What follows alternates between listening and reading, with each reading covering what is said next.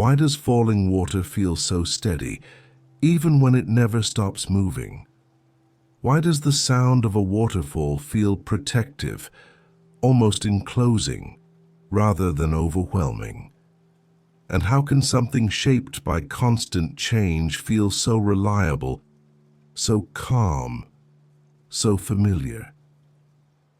Tonight we'll follow the quiet logic of waterfalls, how they form, how they shape the land beneath them, how they influence sound, air, and life around them, and why, across cultures and time, people have been drawn to stand nearby and simply remain. We'll explore waterfalls not as destinations but as ongoing processes, places of movement without urgency, change without disruption, and presence without demand. Hello there, and welcome to the Sleep and Wonder channel. As you settle in, allow your breathing to slow naturally. There is nothing you need to focus on closely, nothing you need to remember. This is a space for quiet observation, where knowledge and rest exist together. If you feel comfortable, you're gently invited to share in the comments where you're listening from, and what time it is for you right now. It's always a quiet comfort to read, and a quiet reminder that this moment is unfolding in many places at once. If these slow explorations of nature and understanding are something you enjoy, you're softly invited to like the video or subscribe. But for now, there's nothing you need to do. Let your body soften. Let the noise of the day settle. As we begin this slow journey into the world of waterfalls, where water leaves the river not to stop, but to continue in another form. Let's begin. Water is never truly still. Even before it becomes visible as a river, a stream, or a waterfall, it is already moving, guided quietly by gravity, by elevation, and by the shape of the land beneath it. A waterfall is not a sudden event. It is the visible moment of a journey that began much earlier, often far beyond what the eye can trace. Rain falls on high ground. Snow accumulates slowly across slopes and plateaus. Ice melts, not all at once, but gradually, responding to subtle changes in temperature and light. From these distant beginnings, water begins its descent, not with urgency, not with intention, but simply because there is nowhere else to remain. Gravity does not rush water. It only invites it downward. Across landscapes, water follows paths that already exist, tiny depressions, invisible slopes, slight irregularities in the ground. At first, these movements are quiet and dispersed. Thin sheets of moisture slip between grains of soil. Small trickles form, separating and rejoining without ceremony. Over time, these repeated movements begin to organize themselves. Streams appear. A stream is not created by force. It emerges through repetition. Water passes over the same line again and again, slowly lowering it, deepening it, making it easier for the next movement to follow. What was once a barely perceptible slope becomes a recognizable channel. What was once scattered becomes directed. This is how water learns its way. As streams grow, they gather contributions from many places, from hillsides, from forest floors, from open rock surfaces. Each small addition strengthens the flow, not dramatically, but steadily. The movement becomes more consistent, more predictable, and yet at no point does the water decide where to go. It simply responds to the shape of the land as it finds it. A waterfall occurs when this ongoing descent encounters a sudden change in elevation. The land drops away and the water continues. There is no pause at the edge, no hesitation. Water does not recognize a boundary between flowing and falling. To water, both are part of the same motion. The vertical drop that defines a waterfall is simply another section of the path, steeper, faster, but governed by the same quiet rules. What we call a waterfall is, in this sense, not a separate phenomenon from a river or a stream. It is a moment where gravity becomes visible, where the downward pull that guides all water is briefly revealed in a single, uninterrupted line. This is why waterfalls feel continuous rather than abrupt. Even the most dramatic cascade carries the memory of everything that came before it. The rain, the snow, the slow gathering of streams. And after the fall, the water does not stop. It collects itself, reshapes its flow, and continues onward, often calmer than before. The descent is not the end of the journey. It is simply a change in form. When standing near a waterfall, it can feel as though the water is endlessly arriving. But in reality, nothing arrives. Everything passes through. The water that falls in front of you will never fall there again. It will move downstream, joining other currents, spreading into wider channels, eventually becoming part of a river, a lake, or the sea. This constant replacement creates a sense of permanence, a paradox that feels reassuring. The waterfall appears stable because the process that sustains it is stable. Gravity does not vary from moment to moment. The slope does not suddenly reverse. As long as water continues to arrive from above, the fall will continue below. The details may change, the volume, the sound, the speed, but the direction remains the same. Downward. This predictability is part of what makes waterfalls calming to observe. There is no surprise in their movement, no sudden reversal. The water behaves exactly as expected, moment after moment. It follows rules that are older than landscapes themselves, rules that do not require attention or control. You do not need to anticipate what the water will do next. It will continue. In this way, a waterfall offers a rare kind of visual and auditory stability. While the movement is constant, it is never chaotic. While the sound is continuous, it is never demanding. The flow holds its pattern, allowing the mind to rest within it. Water moves downward because it must, and in doing so, it removes the burden of choice. This chapter is not about the dramatic fall itself, but about the inevitability that leads to it. About water always being on its way, long before it reaches the edge, and long after it disappears below. To understand waterfalls fully, it helps to remember this. Nothing about them is sudden. Every fall is prepared by distance, every descent is shaped by patience, and the land, in its own quiet way, decides how that descent will look.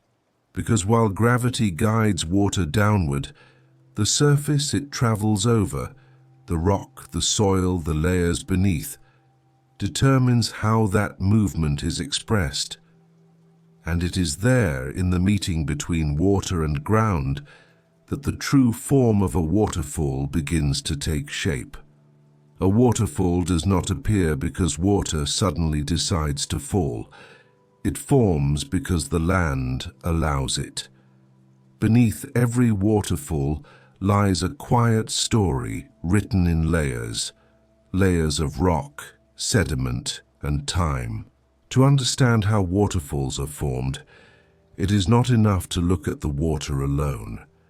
One must look downward into the ground it moves across, and backward into the long processes that shaped that ground.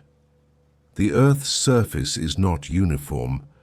Some materials resist erosion, others yield more easily. Water responds to these differences with patience. Most waterfalls begin where a river or stream flows across two types of rock with different levels of hardness. The upper layer may be resistant, solid, compact, slow to wear away. Beneath it, there is often a softer layer, more easily shaped by water over time. As water flows across this boundary, erosion does not occur evenly. The softer rock below begins to wear away first. Grain by grain, the current removes small particles, carrying them downstream. This process is slow, almost imperceptible in the short term, but constant. As the lower layer erodes, it creates an undercut, a recessed space beneath the harder rock above. Eventually, the unsupported upper layer can no longer hold itself in place. It collapses. This collapse creates a vertical drop, and water continues its movement over the edge that has formed. In this way, a waterfall is not created by the force of falling water alone, but by the gradual removal of what lies beneath it. What we see as a dramatic fall is the result of quiet subtraction. This process is known as differential erosion, and it is one of the most common ways waterfalls take shape across the world. It does not require extreme conditions or sudden change, only time, water, and contrast. Over years and centuries, this process repeats itself. Each collapse slightly shifts the position of the waterfall upstream. As the softer rock continues to erode, the waterfall retreats, carving a gorge or canyon behind it. The falling water does not remain fixed in one place forever.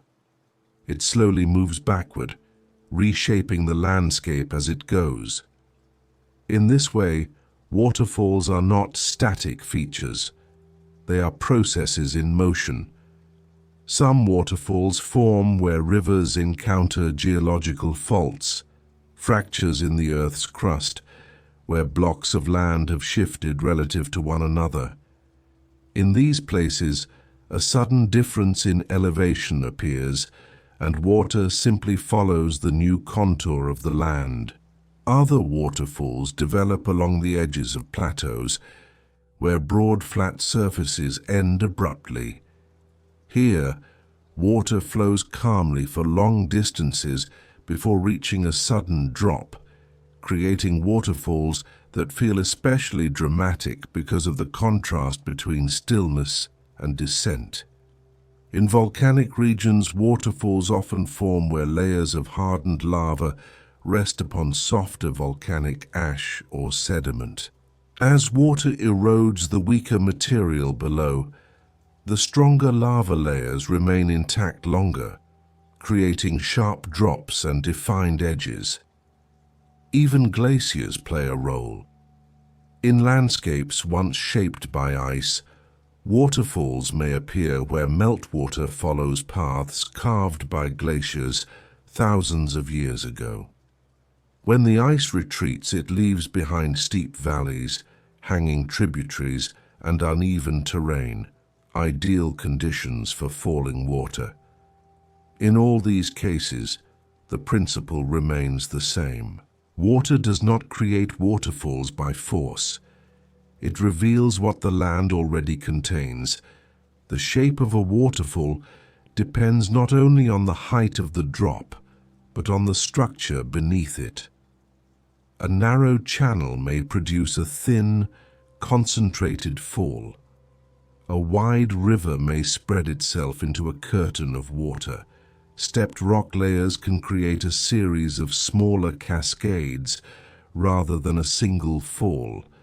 These variations are not choices made by the water, they are responses.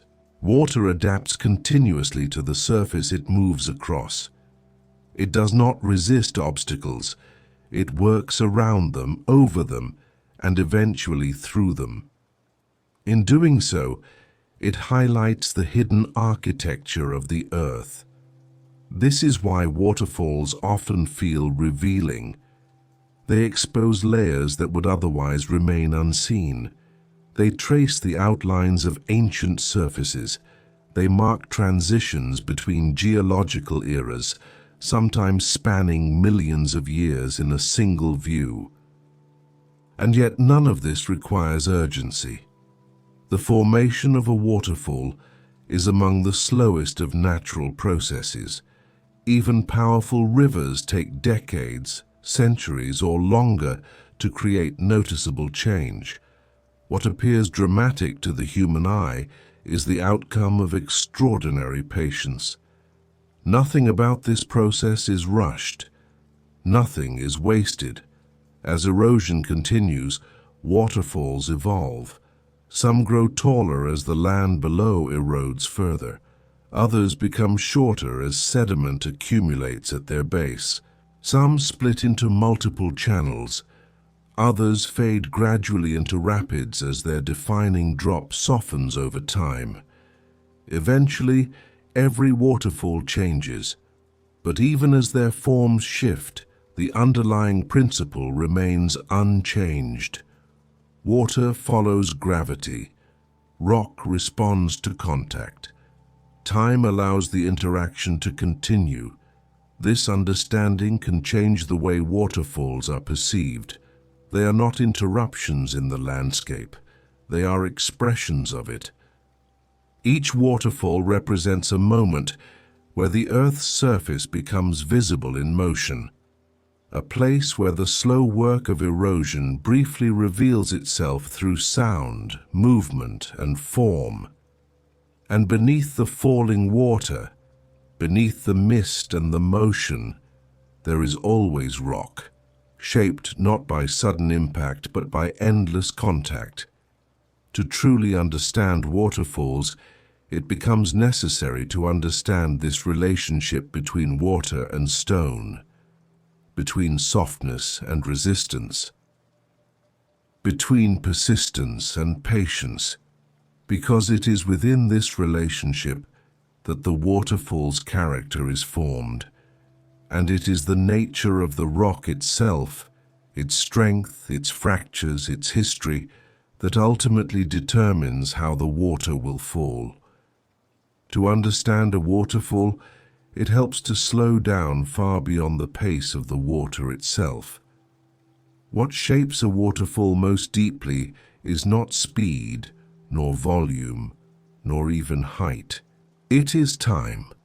Time measured not in minutes or hours, but in centuries and millennia. And within that time it is rock that sets the terms. Rock appears solid, permanent, unmoving. Yet when observed across long spans, rock reveals a different nature. It fractures, softens, and yields. Not suddenly and never completely, but gradually, in response to continuous contact. Water does not need strength to change stone. It needs patience. Different rocks respond to water in different ways. Some are dense and tightly bound, resisting erosion for long periods. Others are layered, porous, or fractured, offering pathways for water to enter, expand, and remove material from within. This variation is essential. Where hard rock overlies softer layers, waterfalls often form and persist. The harder rock acts as a cap, slowing erosion at the top, while the softer rock below is worn away. Over time, this imbalance creates space beneath the harder layer, allowing gravity to do the rest. But the process does not stop there. As blocks of rock fall away, the waterfall's edge shifts, sometimes only slightly, sometimes enough to reshape an entire valley. What appears fixed from one generation to the next is in fact always in motion, retreating upstream, deepening the channel, widening the gorge. This movement is almost impossible to perceive in a single lifetime. A waterfall may retreat only a few centimeters in a year, in some cases even less. And yet, given enough time, these small adjustments accumulate. Valleys deepen, cliffs migrate, landscapes transform. Time does not rush this work, it allows it. Rock strength also influences how water falls. Where rock is uniform and intact, water may descend in a clean, uninterrupted sheet. Where fractures and joints are present, the flow divides, creating segmented cascades or multiple streams that rejoin below. Where rock layers are uneven, water steps downward in stages rather than falling freely. Each variation tells a quiet geological story. These stories are not written all at once. They are revised continuously. Rainfall changes, river volume fluctuates, freeze and thaw cycles widen cracks, roots grow into fractures, applying slow pressure from within. Heat expands minerals during the day, cold contracts them at night. None of these forces dominate on their own. Together, they persist. Over long periods, even the hardest rock becomes responsive. Granite, basalt, limestone, each yields differently, but all yield eventually. What matters is not the intensity of contact, but its duration. This is why waterfalls often feel ancient. They carry a visible sense of endurance. The falling water seems to repeat the same motion endlessly, while the stone beneath it bears the marks of countless repetitions. The combination creates a visual rhythm that feels both dynamic and stable.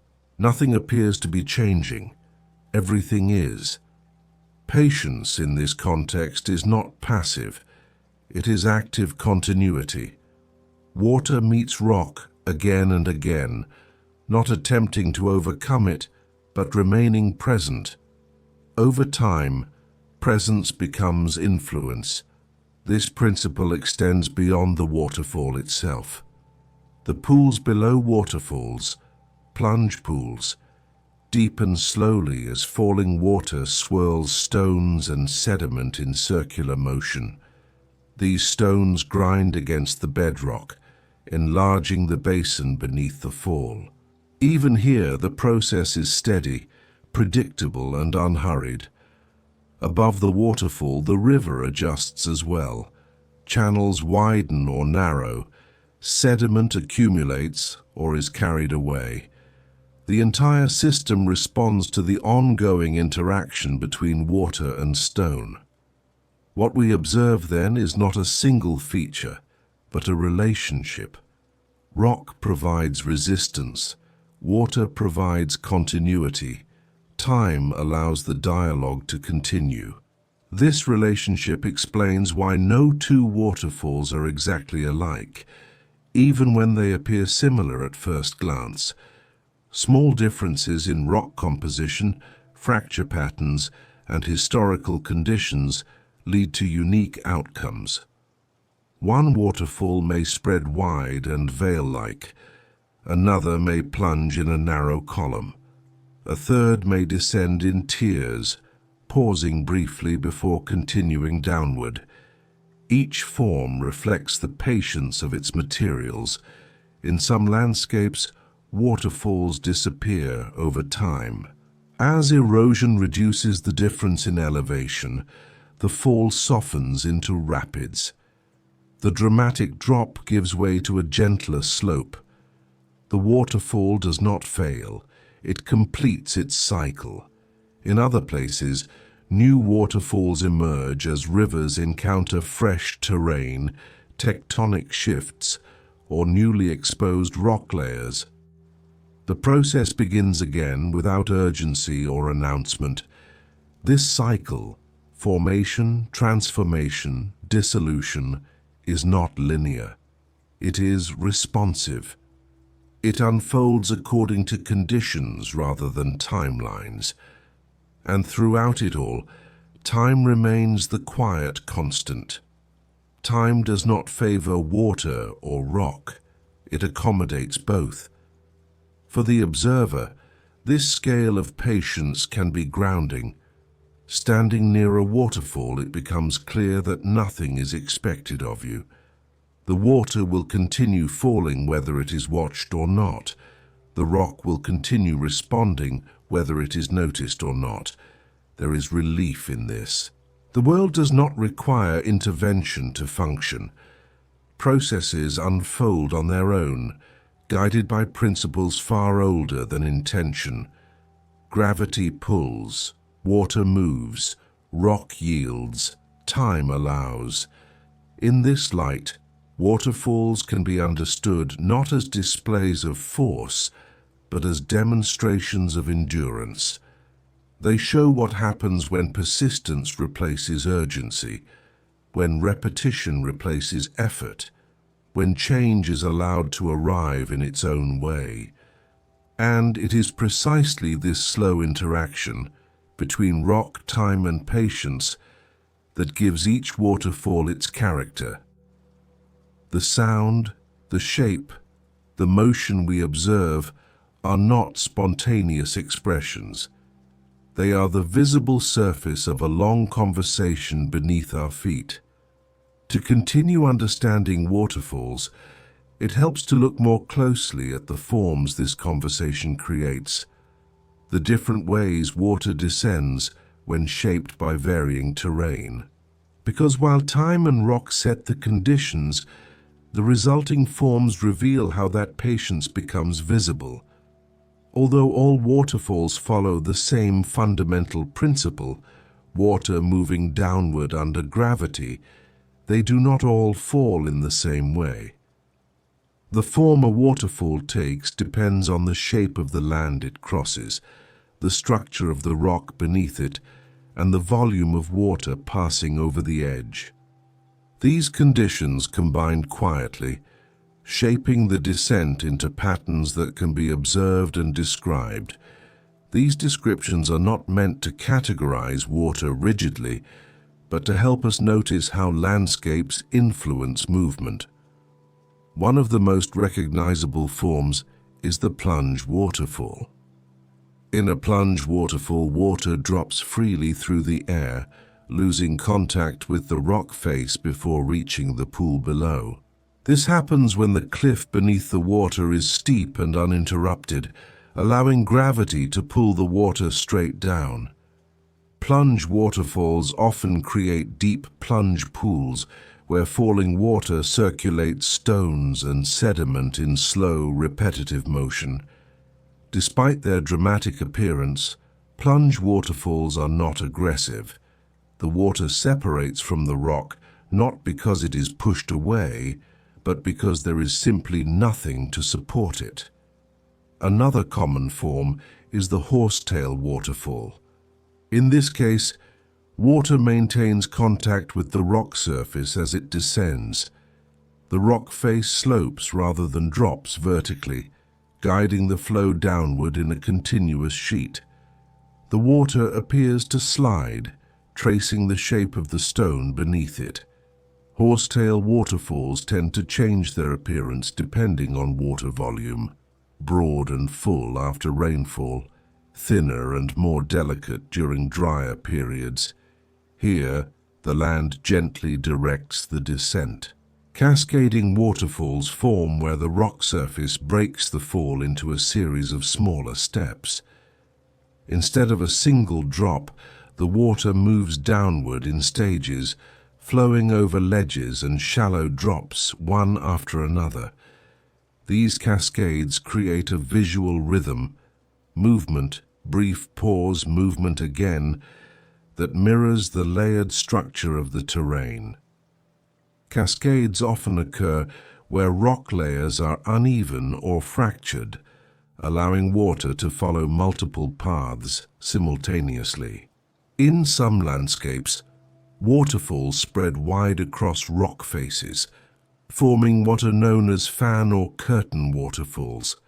Here, water disperses as it descends, creating a thin veil that can stretch across broad surfaces. These waterfalls are especially sensitive to changes in water volume, expanding and contracting with seasonal flow. Their shape is not fixed. It responds. Tiered waterfalls combine elements of plunge and cascade forms. Water drops over a ledge, collects briefly on a shelf, and then falls again. This creates distinct levels, each with its own character. The pauses between drops soften the descent, allowing water to reorganize before continuing downward. Each tier reflects a separate interaction between water and rock. There are also block waterfalls, where water flows over a wide, uniform edge, forming a thick, rectangular curtain. These waterfalls often appear solid and heavy, with a strong sense of volume. They tend to form where rivers are broad, and the rock beneath them is relatively even. In contrast, segmented waterfalls divide the flow into multiple channels. This occurs when rock formations break the river into separate streams just before the drop.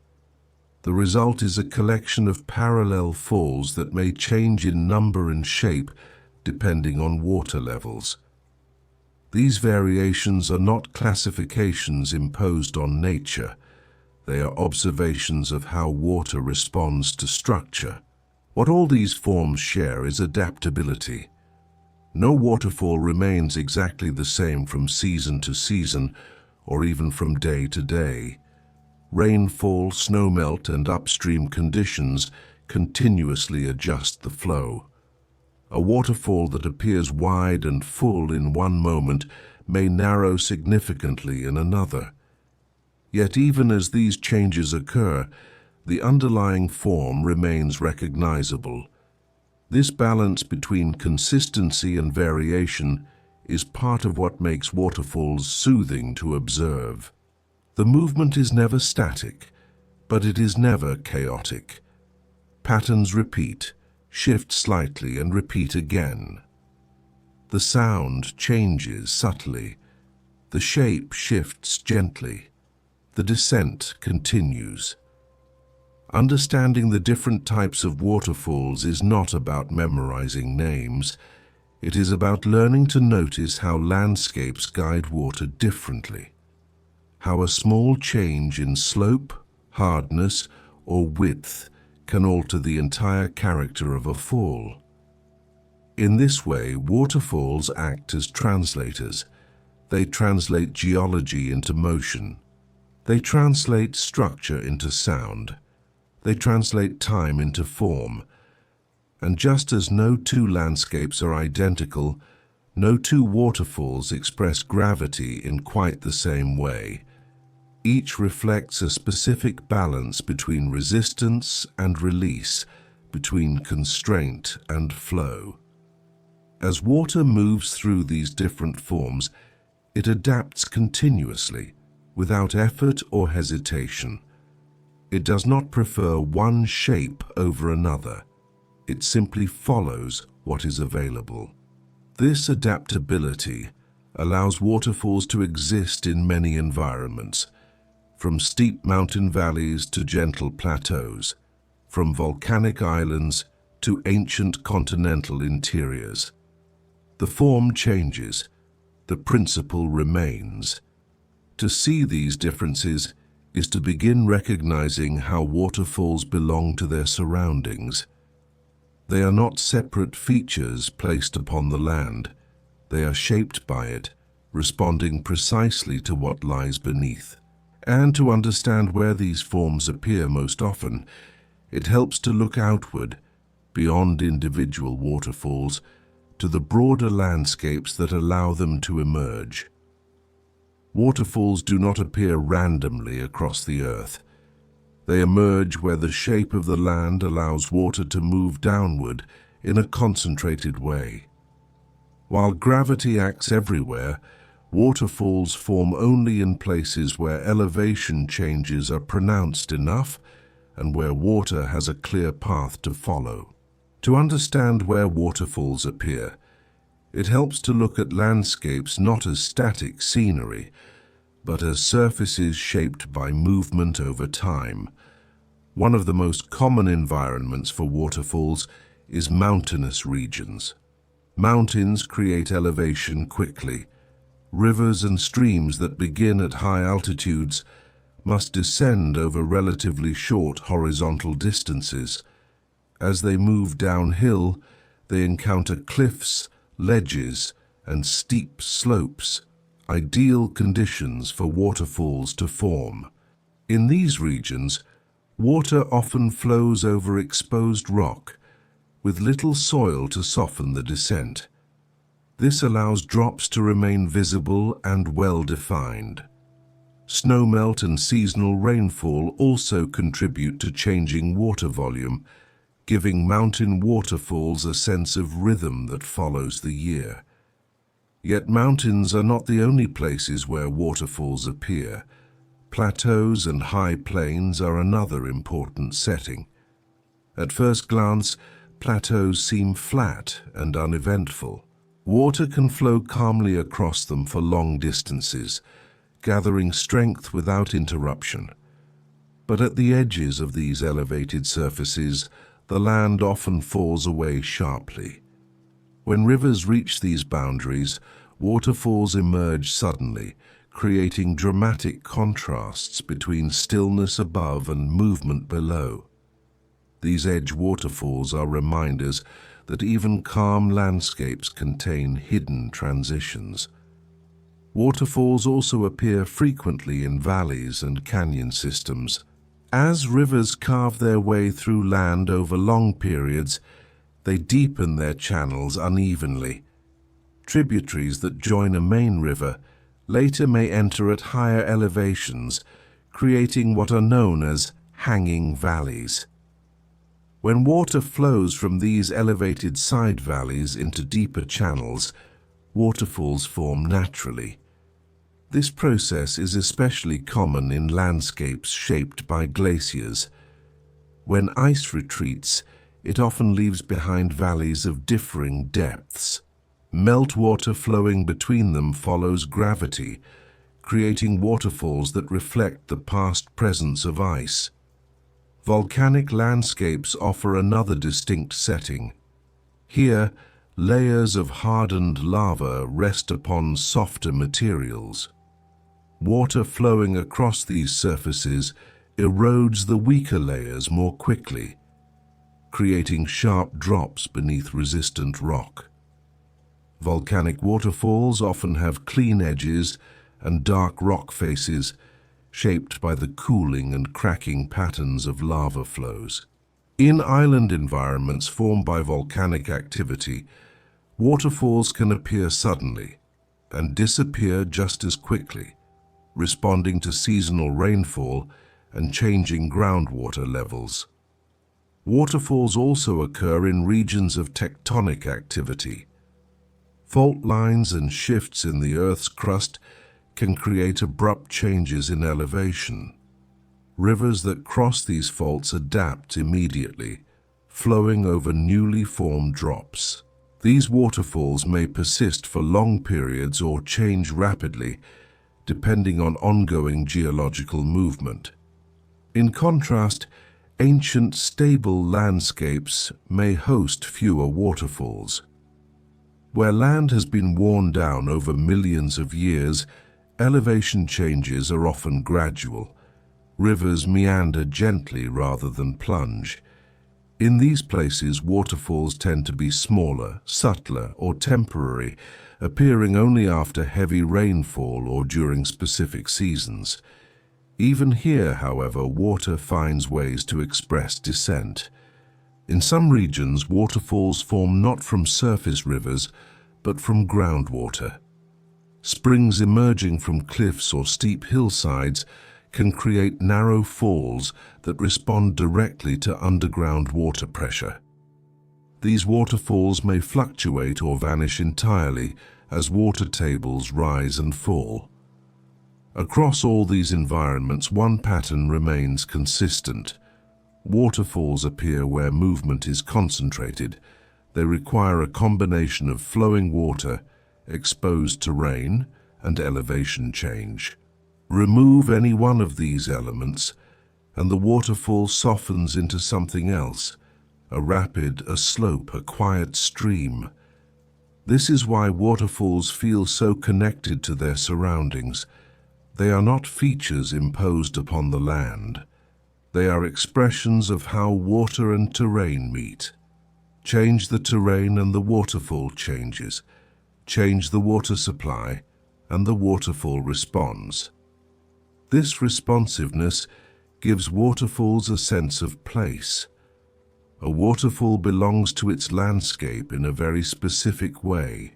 Its shape, sound, and behavior reflect local conditions, climate, rock type, history.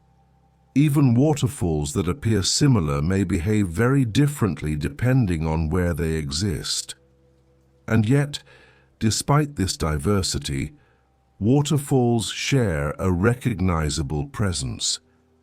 Wherever they appear, they signal a moment of transition, a point where the land steps aside and allows water to continue downward, a place where the journey briefly becomes visible. As water moves through these landscapes, it carries with it traces of where it has been, minerals, sediments, temperature. Each waterfall marks not only a drop in elevation, but a shift in environment. Understanding where waterfalls appear prepares us to look beyond the land itself. Because waterfalls are not isolated, they are connected to wider systems, rivers, climates, ecosystems, all shaped by the presence of flowing water. And as water falls, it does more than move. It shapes the air around it. It changes the space nearby. It prepares conditions for life to gather close. It is within these environments, shaped by falling water, that something new begins to form. Waterfalls appear across nearly every continent, yet they never feel repetitive. Wherever they exist, they reflect the character of the land around them, its climate, its geology, its history. The same movement of water takes on different expressions, depending on where it unfolds, shaped quietly by regional conditions rather than by any universal design. In this way, waterfalls form a kind of global language. The rules are consistent.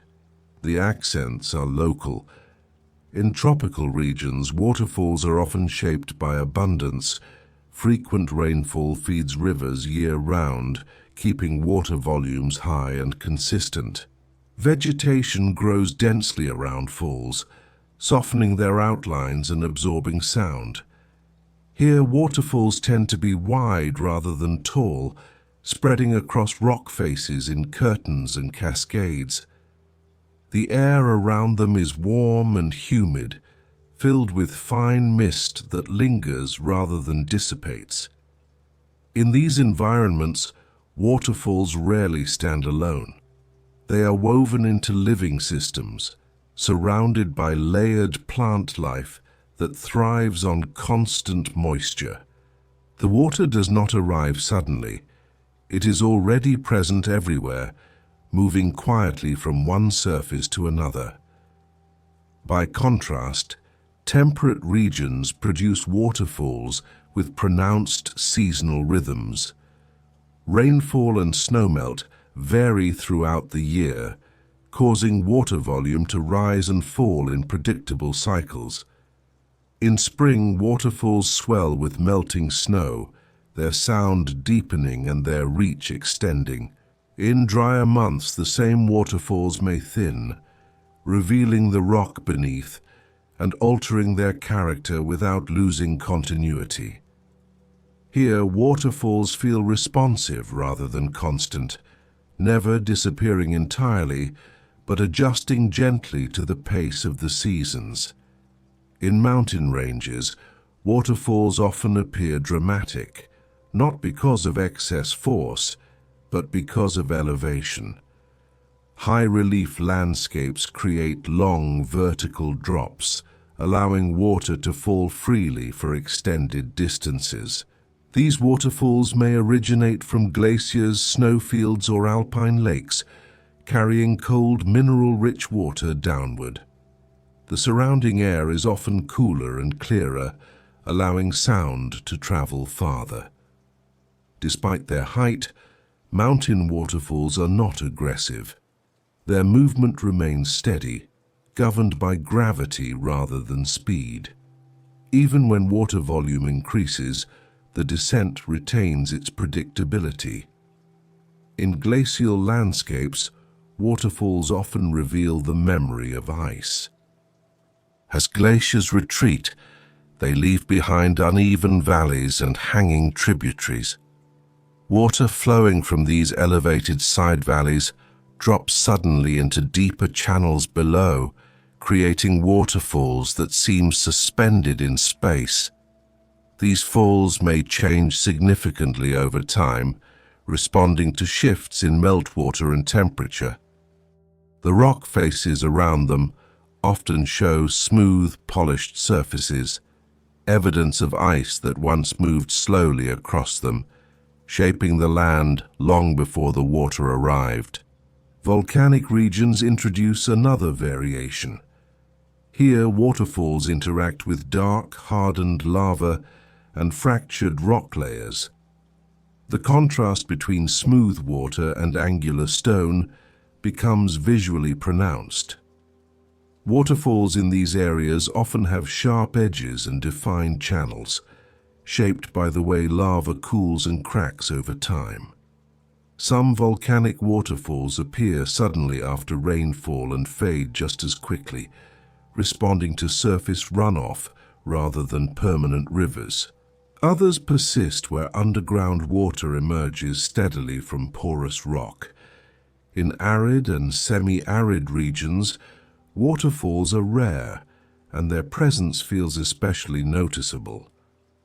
Water is limited here, and when it appears, it often does so temporarily. Seasonal waterfalls may flow only after storms or during brief wet periods, carving channels that remain dry for much of the year. When water does fall, it does so quietly, leaving marks that outlast the movement itself. These waterfalls emphasize absence as much as presence. They remind us that falling water does not need permanence to shape the land. Island environments offer yet another expression. Islands formed by volcanic activity or uplifted seabeds often combine steep terrain with heavy rainfall. Waterfalls here may drop directly toward the ocean, sometimes visible only from a distance. The proximity of salt air and changing tides introduces subtle variations in the environment surrounding the fall. On some islands, waterfalls respond quickly to changes in weather, swelling and receding within hours. Their forms remain flexible, adapting to conditions without losing identity. Across ancient continental interiors, waterfalls tend to be fewer but enduring. These landscapes have been shaped slowly over immense spans of time, smoothing sharp elevation changes. Where waterfalls do exist, they often mark resistant rock layers that have withstood erosion longer than their surroundings. The result is a sense of quiet persistence, waterfalls that appear unchanged across generations. Here movement is subtle. The water falls, but without spectacle, The sound blends into the background of the land rather than dominating it. Despite these differences, waterfalls around the world share essential characteristics. They all respond to gravity.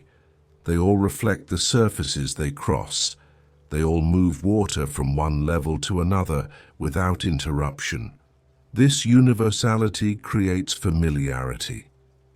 Even when visiting an unfamiliar place, the presence of a waterfall feels immediately recognizable.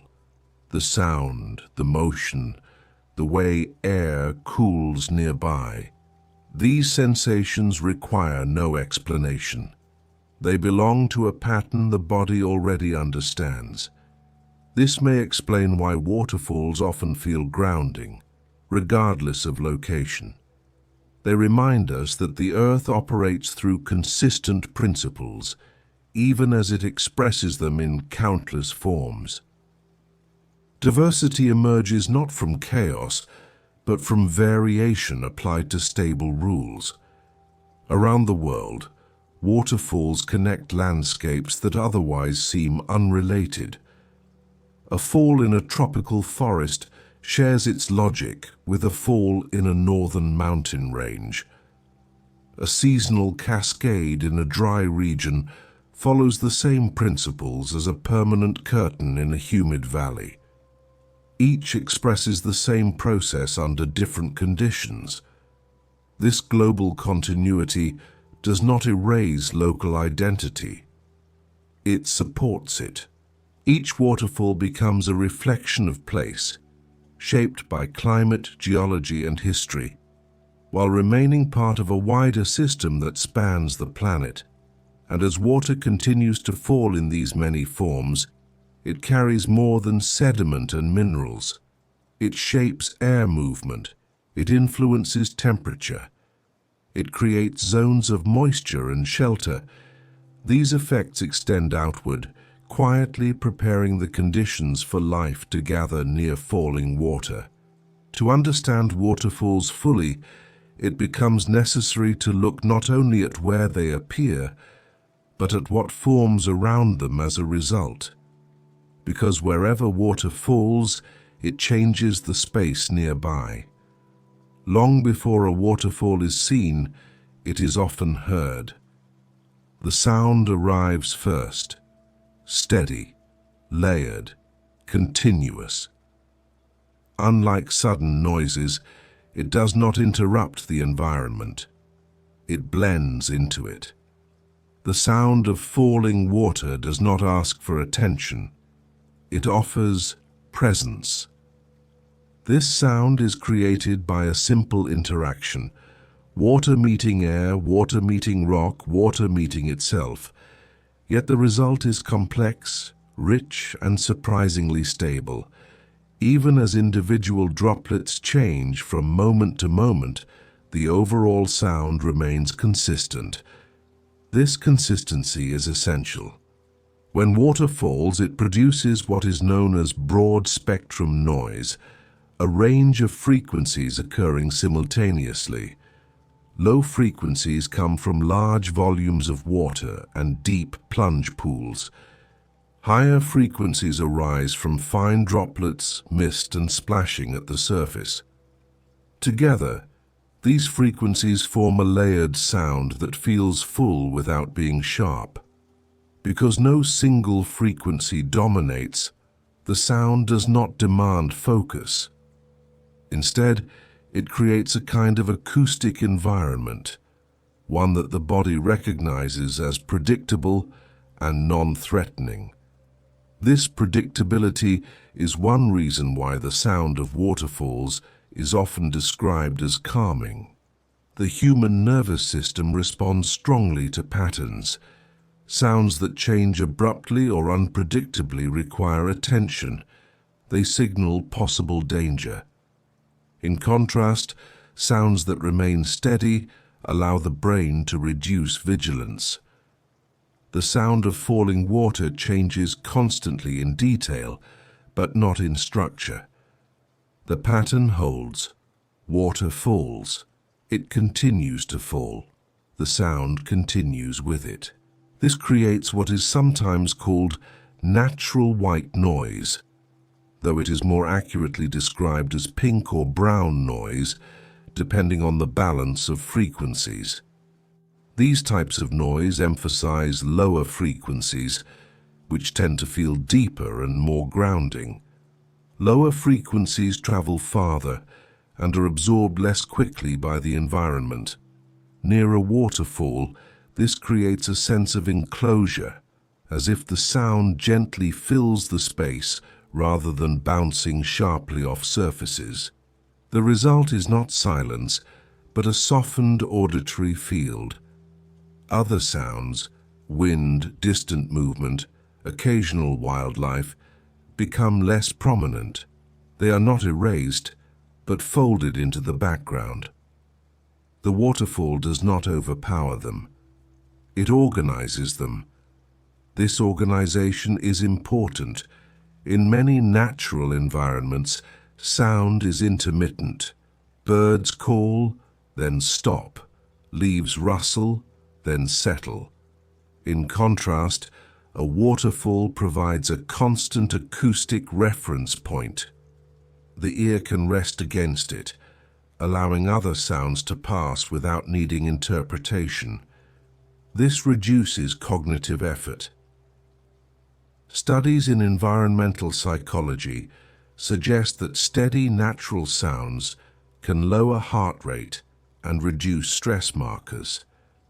While waterfalls were not created to calm the nervous system, their acoustic properties align closely with what the body perceives as safe. There is no urgency in the sound, no command, no signal to act. The volume of a waterfall's sound depends on several factors: the height of the fall, the volume of water, the shape of the rock, and the surrounding terrain. Tall waterfalls may produce deeper, resonant tones, while cascades generate lighter, more textured sounds. Yet regardless of scale, the sound remains continuous. Even during seasonal changes, the transition is gradual. As water volume increases or decreases, the sound thickens or thins slowly. There are no abrupt shifts. The ear adjusts naturally without effort. This gradual change mirrors the way water itself moves. Falling water also influences the air around it. As droplets collide and disperse, they create fine mist that moves outward. This movement subtly affects airflow, carrying sound in gentle waves. The result is a sound that feels enveloping rather than directional.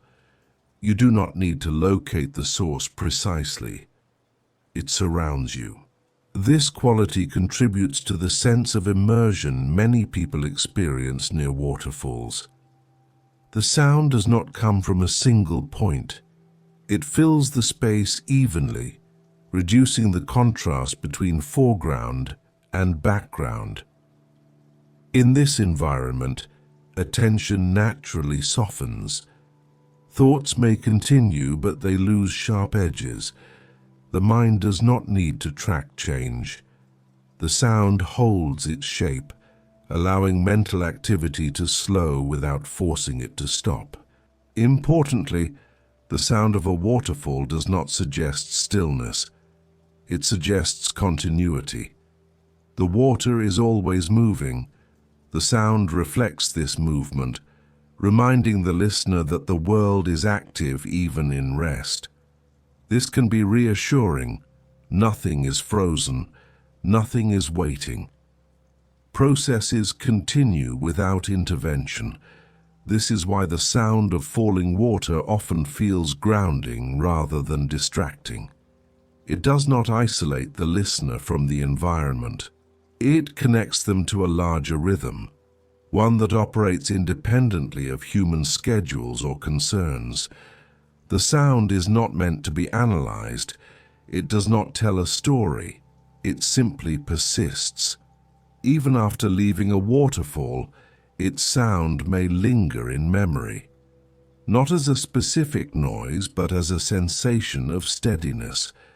The body remembers the absence of interruption. This lingering effect reflects how deeply sound interacts with perception.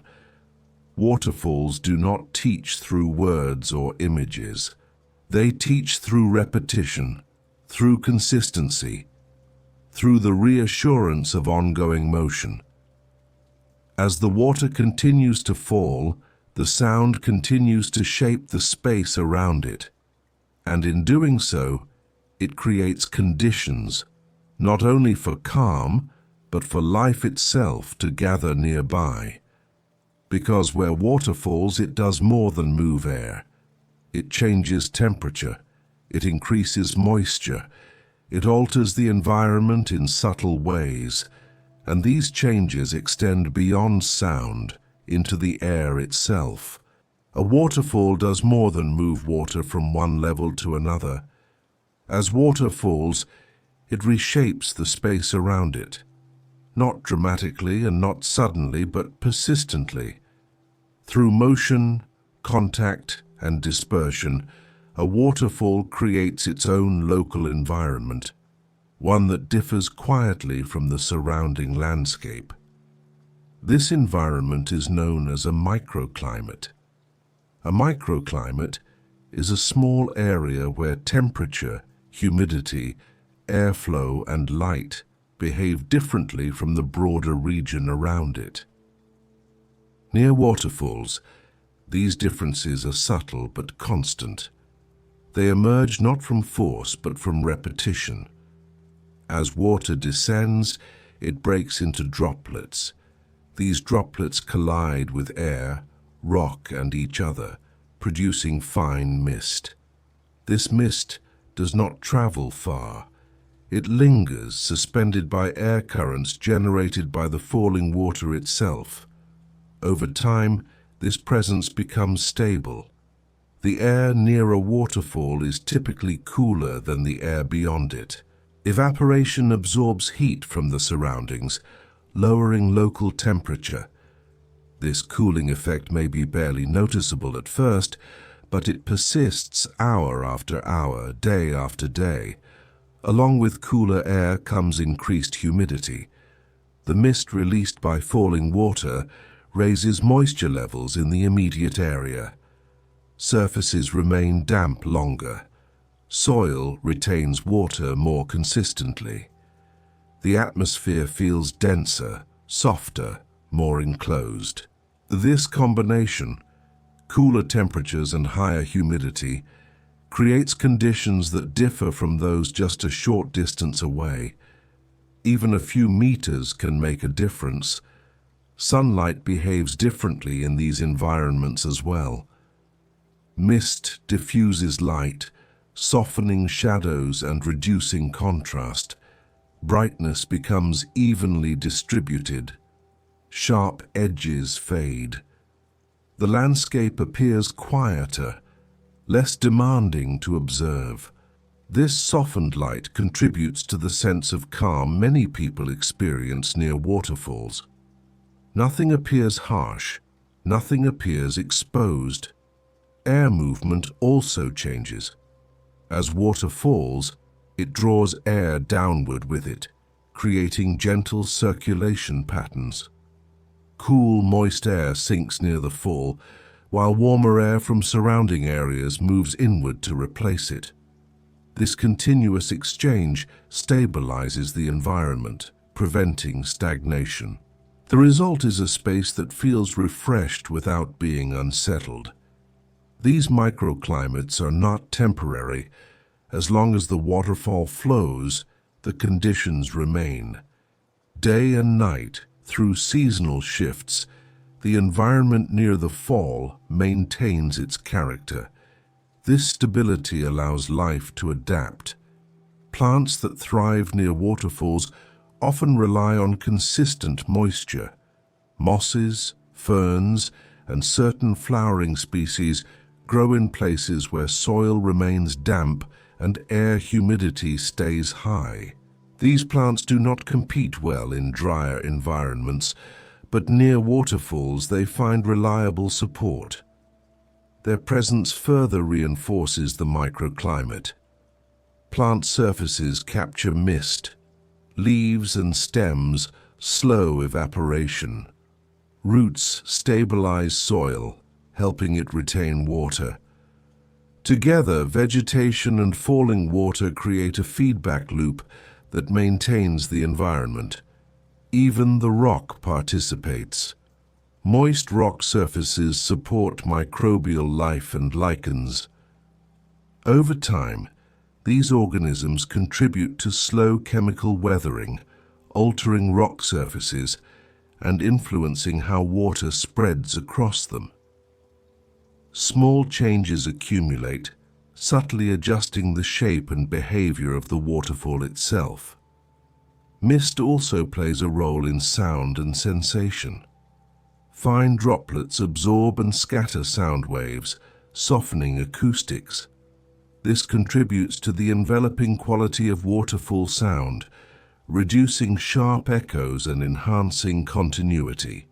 The same mist that cools the air also quiets it. For the body, this environment requires little adjustment. Breathing becomes slower, more regular. Skin senses moisture rather than dryness. Temperature changes are gentle rather than abrupt. The body does not need to regulate aggressively. This ease supports relaxation. Microclimates near waterfalls are not dramatic oases. They do not announce themselves. They simply exist, quietly maintaining balance. Their influence extends outward gradually, fading rather than stopping. This gradual transition is important. There is no clear boundary where the microclimate ends. Conditions shift slowly, allowing organisms, including humans, to move in and out without disruption. The environment does not demand entry or exit. It remains open. These microclimates also change subtly over time. During heavy flow, mist expands farther, humidity increases, and temperatures drop slightly. During drier periods, the zone contracts but does not disappear. The system adapts without losing identity.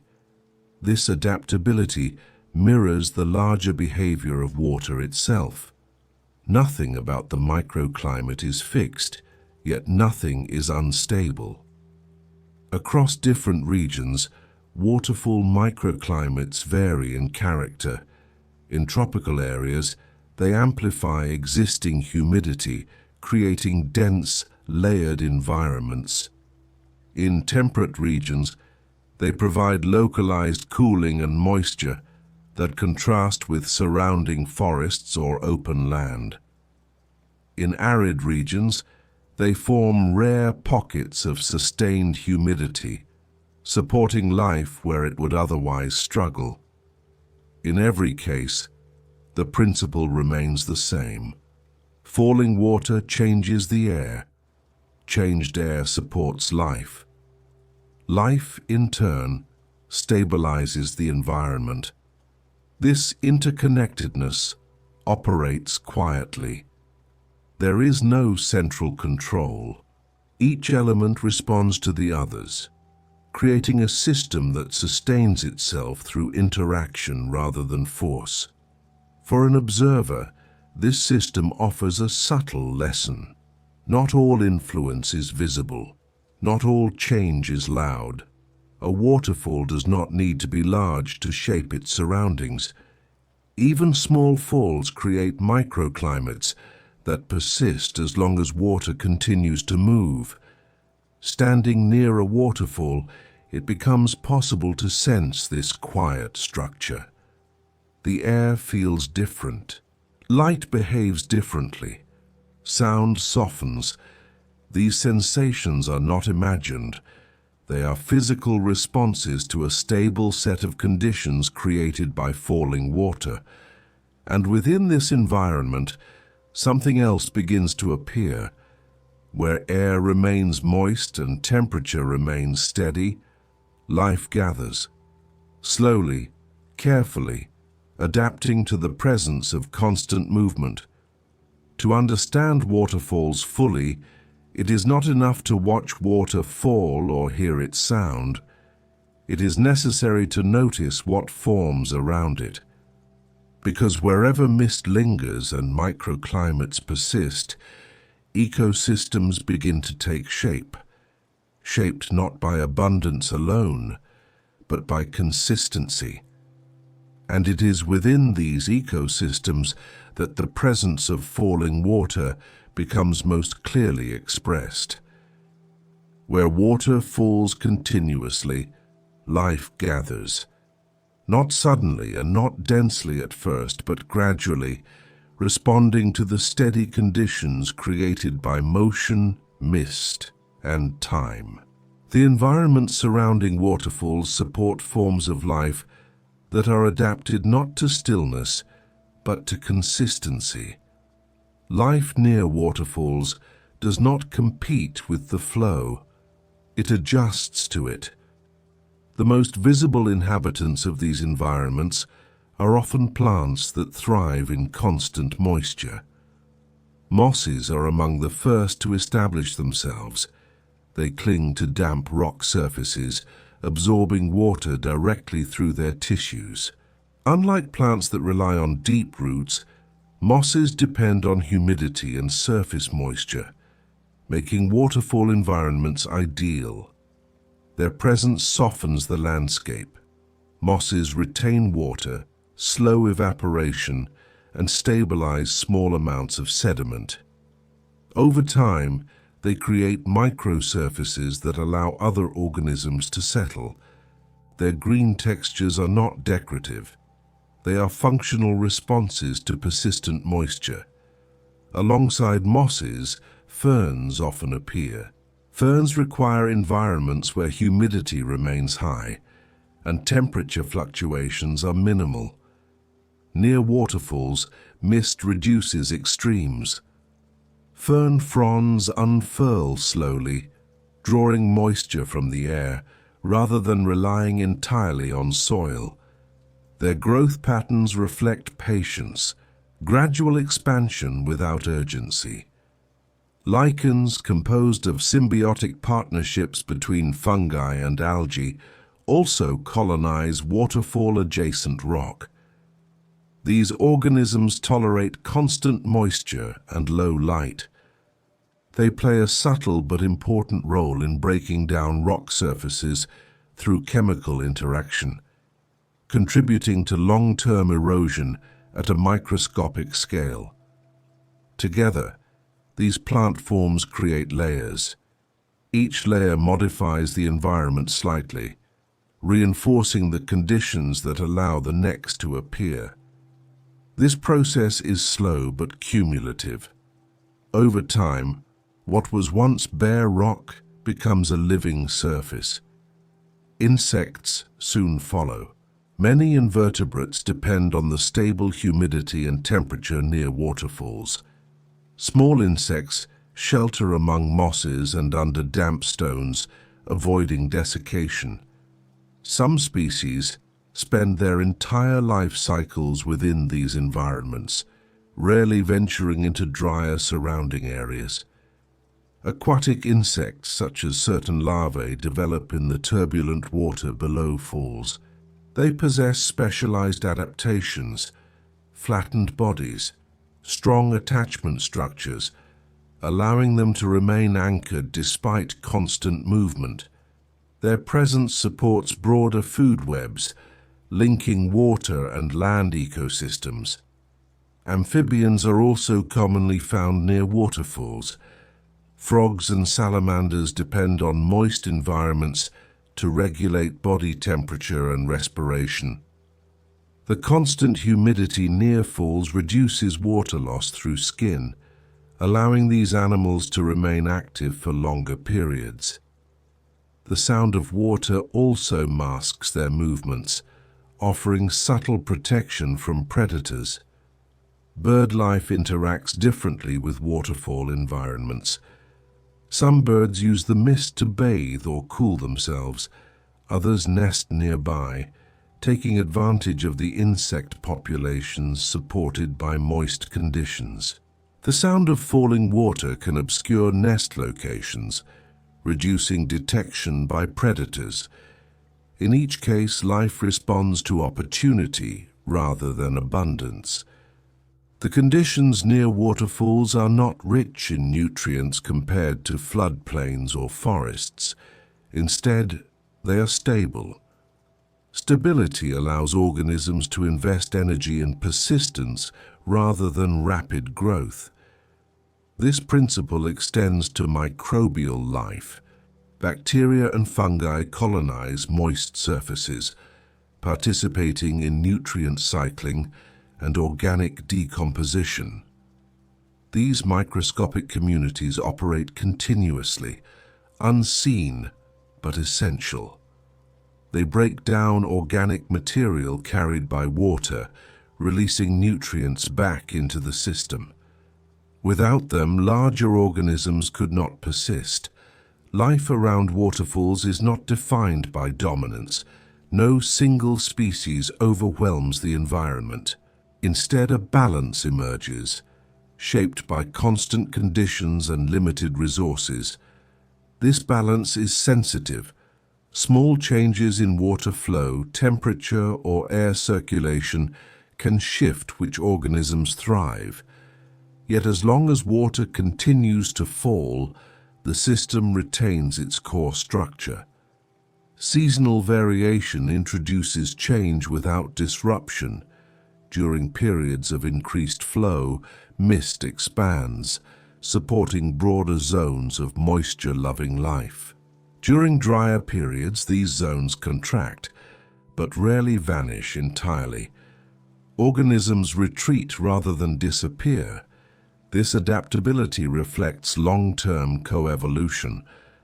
Life near waterfalls has learned to coexist with movement. It does not resist turbulence. It anticipates it. Structures are flexible rather than rigid. Attachment replaces rooting. Persistence replaces speed. For humans observing these environments, this quiet resilience can feel instructive. Nothing here rushes to grow. Nothing seeks to dominate.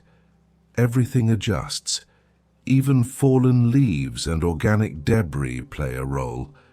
Trapped by damp surfaces, they decompose slowly, contributing nutrients to thin soils. Over long periods, these contributions accumulate, supporting larger plants at the edges of waterfall zones. The ecosystem expands outward gradually, fading rather than ending. Importantly, life near waterfalls often exists at boundaries, between air and water, between rock and mist, between movement and rest. These boundaries are not sharp. They are transitional spaces where conditions blend. Such spaces tend to support diversity, precisely because they do not demand specialization in a single state. In this way, waterfalls create environments of overlap. The presence of life here is not ornamental. It is evidence of long-term stability. The water has fallen long enough for organisms to adapt. The environment has persisted long enough to be trusted. This trust is essential. Life invests only where conditions are reliable. Near waterfalls, despite constant motion, reliability is high. The water falls today as it did yesterday. It will fall tomorrow in much the same way. This consistency allows life to organize itself quietly. Standing near a waterfall, one may not immediately notice this complexity. The sound and motion draw attention outward, but if the gaze softens, details emerge: small leaves, subtle movements, layered textures. Nothing demands focus. Everything invites observation. Life here does not announce itself, it simply continues. And this continuity is shared. The organisms around waterfalls do not exist apart from the water, they exist because of it. Their presence reflects the long-term influence of falling water on air, stone and soil. To understand waterfalls fully, it becomes necessary to see them not only as moving water, but as centers of relationship. Where water falls, environments form. Where environments form, life gathers. And this life, shaped by constant motion, offers another way of understanding stability, not as stillness, but as dependable change. As these living systems persist around waterfalls, they inevitably intersect with human presence, because humans, too, have long been drawn to places where water falls. Long before waterfalls were destinations, they were encounters. Human presence near waterfalls did not begin with admiration, but with recognition. Flowing water signaled reliability. A place where water fell was a place where it continued to arrive. Day after day, season after season, this continuity mattered. Early human groups did not seek waterfalls for spectacle. They encountered them while moving through landscapes shaped by rivers and valleys. When a river dropped suddenly, it drew attention not because it was dramatic, but because it marked change, a shift in terrain, sound, and air. Waterfalls became landmarks. They helped people orient themselves in unfamiliar terrain. The sound carried far, offering guidance even when visibility was limited. A waterfall could be located without being seen, making it a natural reference point in dense forests, mountainous regions, or low-light conditions. Beyond orientation, waterfalls offered practical advantages. Flowing water near falls tended to be oxygenated and refreshed. Pools below waterfalls were often clearer, cooler, and less stagnant than still bodies of water. These conditions supported fish and other aquatic life, providing reliable food sources. Mist cooled the surrounding air. Vegetation remained green longer. Animals gathered nearby. These were not symbolic qualities. They were observed realities. In some regions, waterfalls created natural barriers. Steep drops interrupted river travel, marking points where boats could not continue. These interruptions influenced trade routes and migration patterns, shaping how people moved across land. Rather than attempting to control waterfalls, early humans adapted around them. Settlements rarely formed directly beside large falls, where constant mist and noise made long-term habitation difficult. Instead, people lived at respectful distances, close enough to benefit, far enough to remain comfortable. This balance reflected an understanding of scale. Waterfalls were useful but not manageable. Their flow could not be stopped or redirected easily. They operated according to forces beyond human influence. In time, waterfalls began to acquire cultural meaning, not as objects of worship in every case, but as places set apart. The constant movement, sound, and visual continuity distinguished waterfalls from ordinary stretches of river. They felt different, even when no explanation was given. This difference encouraged pause. Travelers slowed near waterfalls. Groups gathered briefly.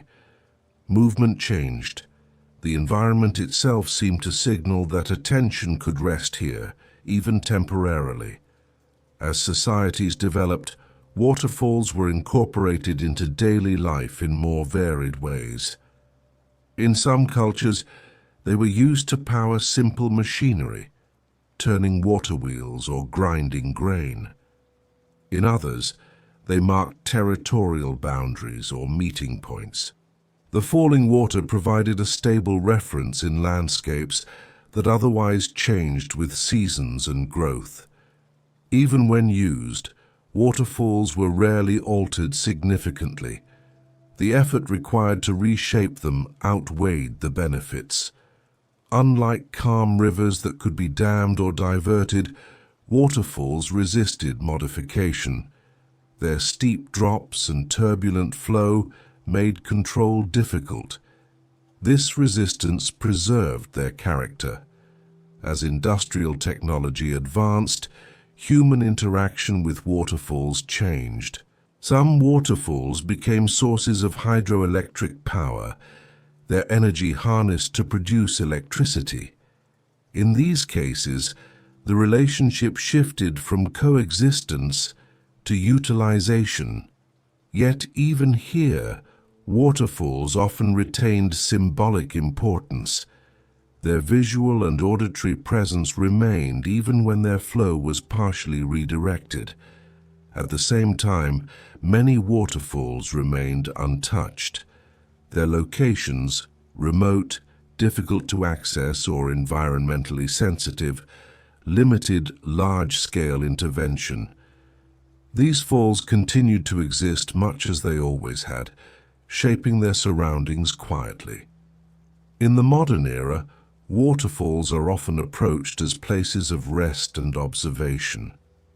People travel to see them, not to extract resources, but to experience continuity. The appeal lies not in novelty but in reliability. The waterfall seen today behaves much like it did decades ago. This reliability is rare in human environments. Cities change, roads shift, buildings rise and fall, waterfalls continue. This persistence gives waterfalls a unique position in human perception. They are not reminders of human achievement, they are reminders of ongoing natural process. When people stand near waterfalls, they often become quieter without instruction. Conversations soften, movements slow. The environment itself encourages restraint. This response is not cultural alone, it is sensory. The sound of falling water fills auditory space, reducing the need for speech. The mist cools the body, reducing physical agitation. The visual rhythm holds attention gently without demanding focus. Human presence adapts to these conditions. Importantly, waterfalls do not reflect human intention. They do not respond to observation or absence. They continue regardless of audience. This indifference can feel comforting. Nothing is required of the observer. No response is expected. The waterfall does not perform. It simply continues its movement, consistent and unbroken. Across cultures and eras, this quality has remained. People may assign different meanings to waterfalls, but the experience itself is shared.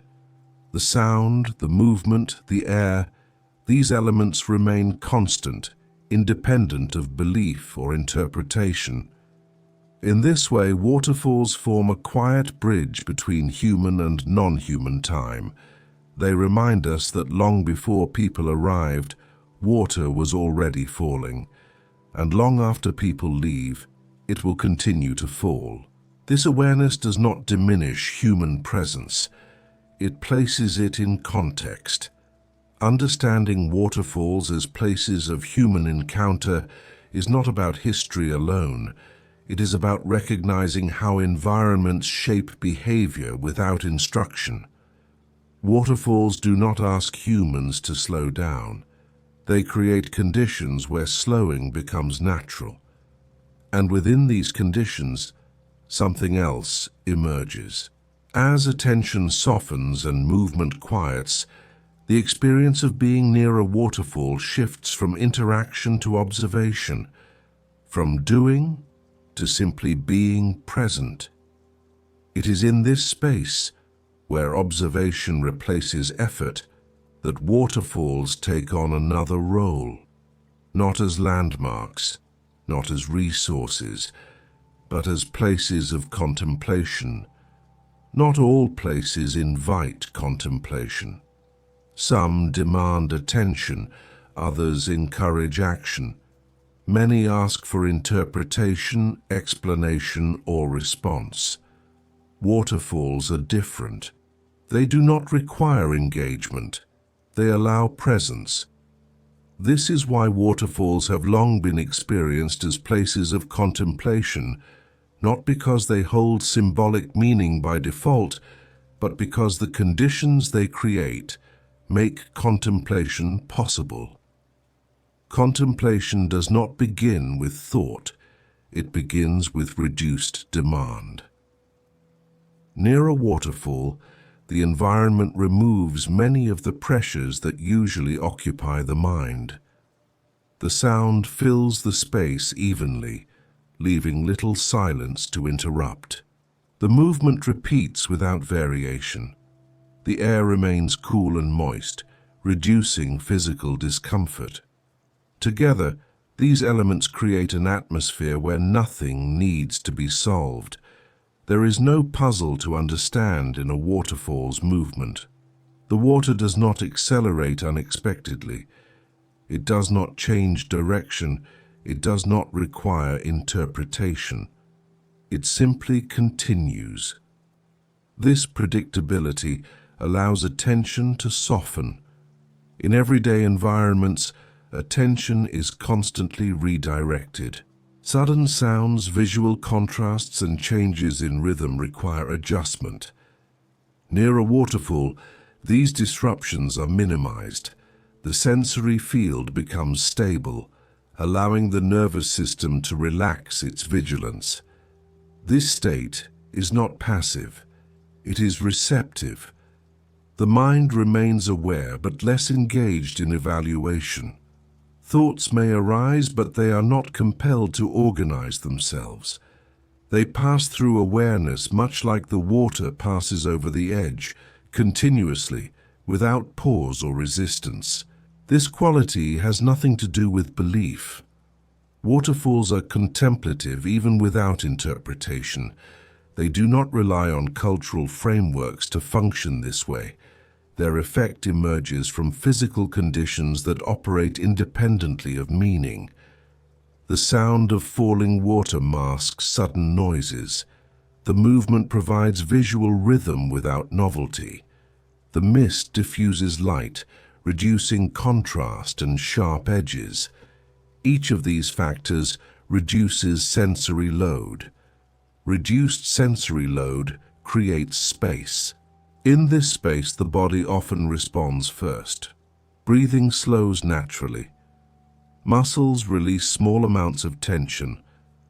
Posture adjusts without instruction.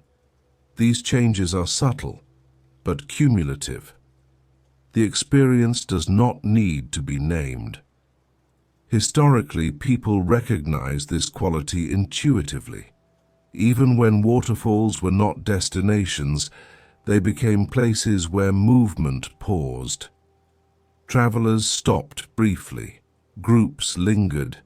Activities softened. These pauses were not rituals. They were responses. Contemplation near waterfalls does not require stillness. One can sit, stand, walk slowly. The key is not immobility, but absence of urgency. The environment does not suggest haste. Waterfalls do not indicate time passing in the way clocks do. They mark continuity, not progression. There is no clear beginning or end to observe. This removes the pressure to track duration. Minutes lose definition. Observation replaces measurement. In this state, attention often shifts from outward focus to a broader awareness. The sound becomes background rather than foreground. The visual movement becomes a field rather than an object. This shift is important. When attention is no longer fixed on a single point, it becomes less effortful. The mind does not need to hold focus tightly. It can rest while remaining present. This is why waterfalls are often described as calming without being dull. There is enough movement to prevent stagnation, but not enough variation to demand engagement. The balance holds.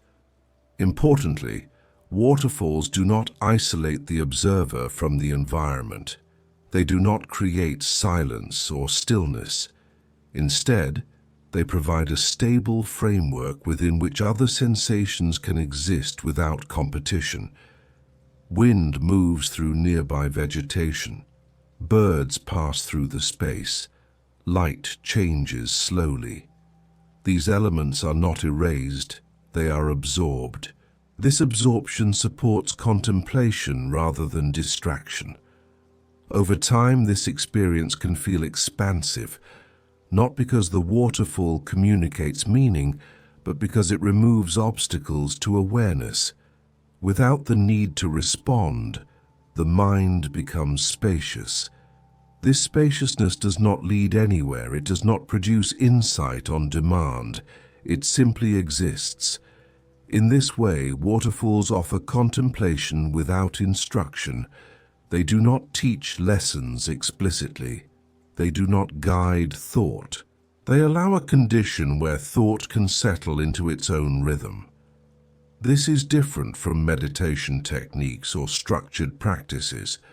There is no goal to reach, no posture to maintain, no focus to sustain. The environment does the work. Waterfalls create conditions. The body responds. Even brief exposure can leave an impression. After leaving a waterfall, people often carry a residual sense of steadiness. The sound fades, but the pattern remains in memory. This memory is not visual. It is rhythmic. The mind remembers what it felt like to not be interrupted.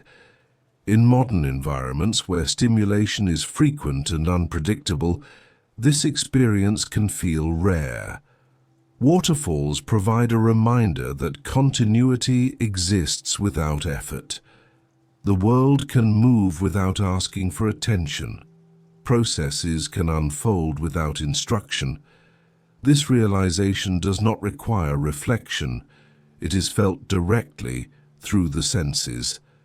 And once this sense of continuity is established, it becomes easier to notice something else. The way water moves without urgency.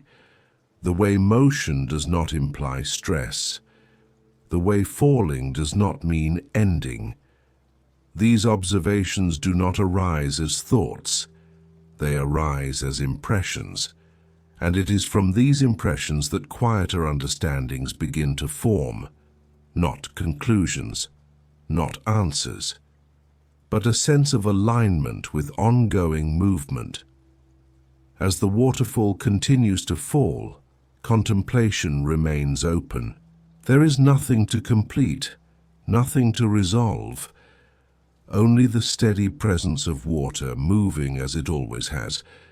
And from this steady presence, another idea begins to emerge, not as instruction, but as example. Movement does not require haste. A waterfall is always in motion, yet it never appears hurried. Water moves continuously, but without signs of strain or acceleration beyond what gravity requires. There is no visible effort in the fall, no hesitation, no correction. The movement unfolds at a pace that feels complete, sufficient and unforced. This quality is subtle but unmistakable. In many contexts, movement is associated with urgency. Motion often signals demand, the need to arrive, to finish, to change. But the movement of a waterfall suggests something else entirely. It demonstrates that motion can exist without pressure, without expectation, and without destination. The water falls because it is already moving. There is no sense of rushing toward an end. The descent is not a race. It is simply the continuation of a path that began elsewhere and will continue beyond the point of observation. This is an important distinction. In human experience, urgency is usually imposed from outside.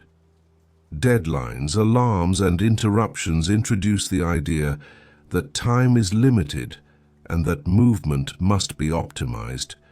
In contrast, the movement of water follows only one rule: respond to the shape of the land.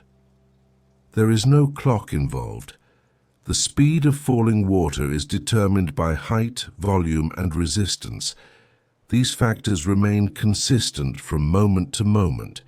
Even when conditions change, when water volume increases or decreases, the transition is gradual. The system adjusts smoothly without abrupt shifts. This smooth adjustment creates a sense of trust. The observer does not need to anticipate what will happen next. The pattern holds. The water will continue falling in much the same way as it did before.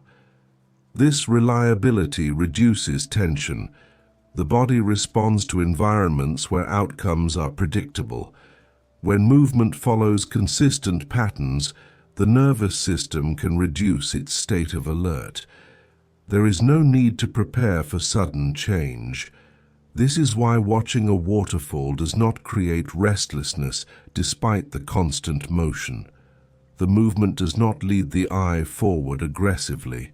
It does not invite tracking or anticipation. Instead, it holds attention gently, allowing perception to rest within the flow rather than chase it. Movement without urgency does not require stillness. The water is always active, always transitioning from one position to another. Yet because the movement is uninterrupted and uniform, it does not fragment attention. The eye does not need to refocus repeatedly. The mind does not need to evaluate direction or speed. Everything continues within an expected range. This type of movement contrasts sharply with mechanical motion. Machines accelerate, decelerate, start, stop. Their movement is segmented and intentional. Waterfalls, by contrast, exhibit continuous motion without segmentation. There is no beginning signal and no end signal. The fall does not announce itself. It does not conclude itself. This continuity has a calming effect. Movement without urgency suggests that time is not scarce.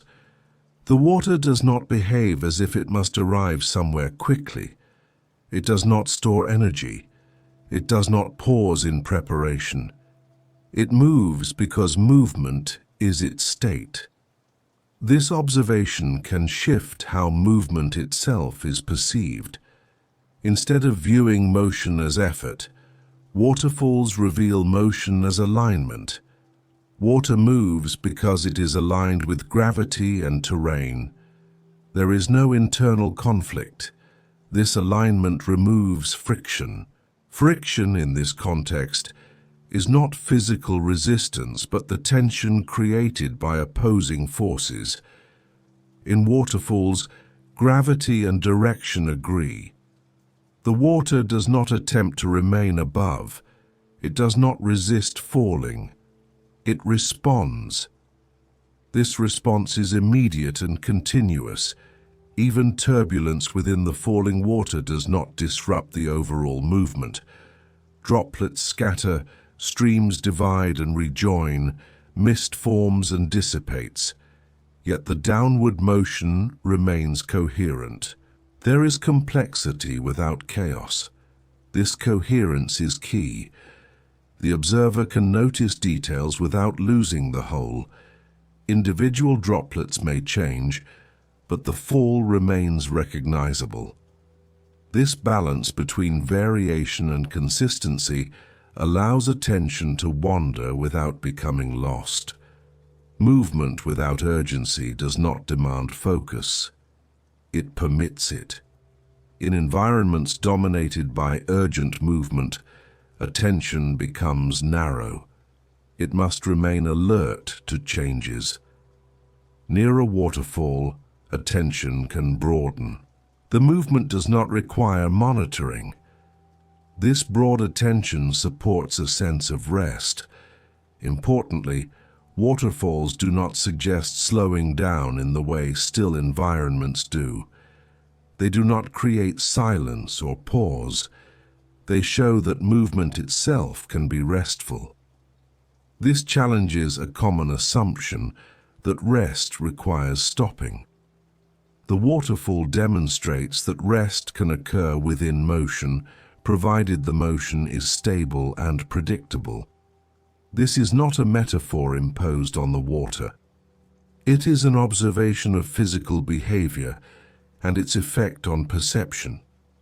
The body responds to movement that does not signal demand. Heart rate may slow, breathing may deepen, muscular tension may release slightly. These responses are not instructed. They are elicited. Movement without urgency also reshapes the experience of time. Without clear markers of beginning or end, time becomes less segmented. Moments blend into one another. The sense of duration softens. There is no pressure to measure how long the observation lasts. This softness allows presence to extend naturally. One does not wait for the movement to change. One does not expect resolution. The waterfall does not promise transformation. It simply continues.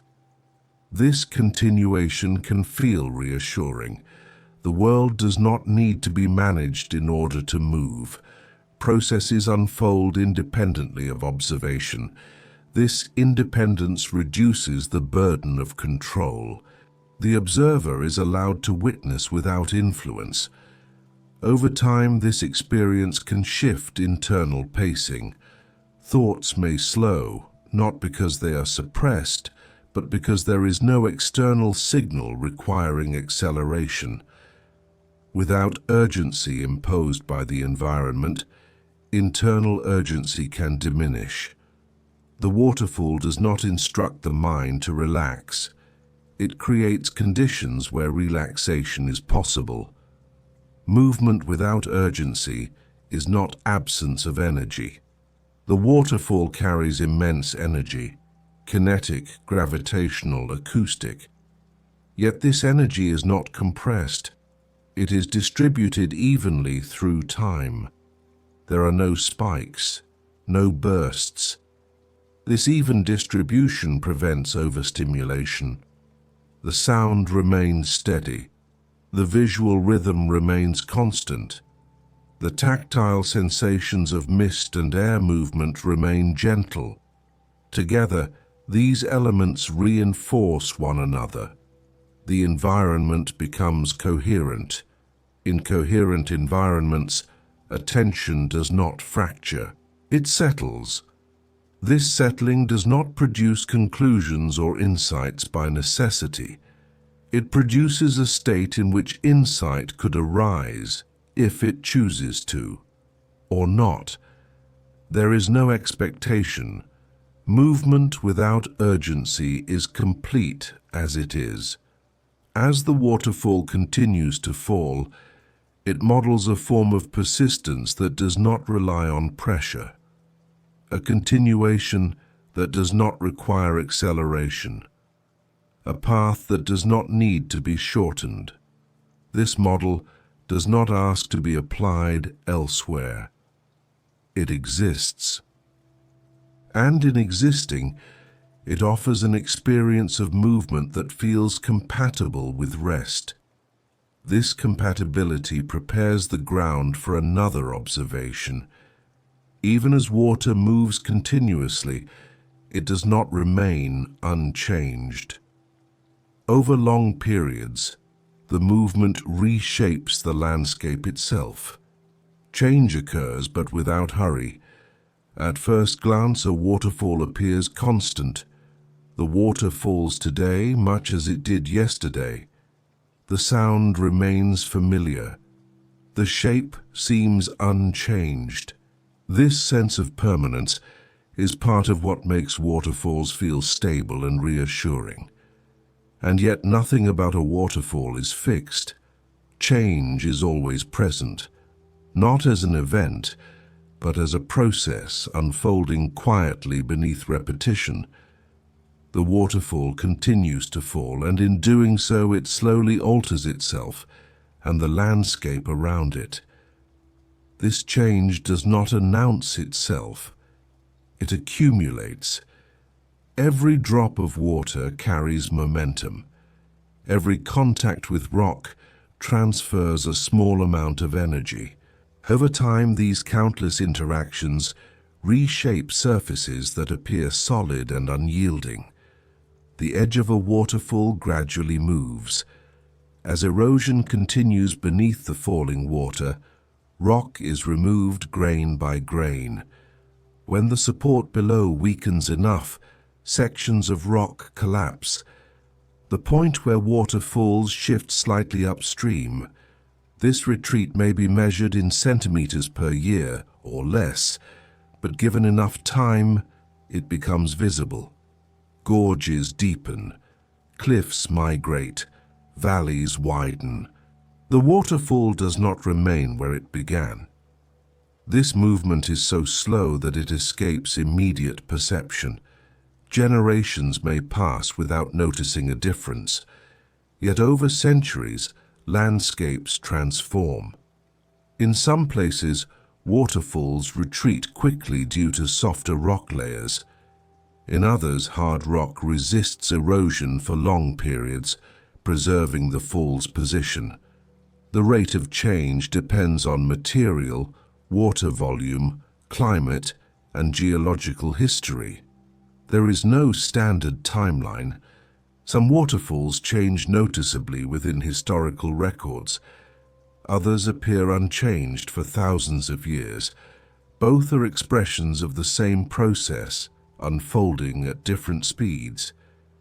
Change also occurs vertically. Plunge pools deepen as falling water circulates stones and sediment. Over time, these pools grow wider and deeper, altering how water behaves at the base of the fall.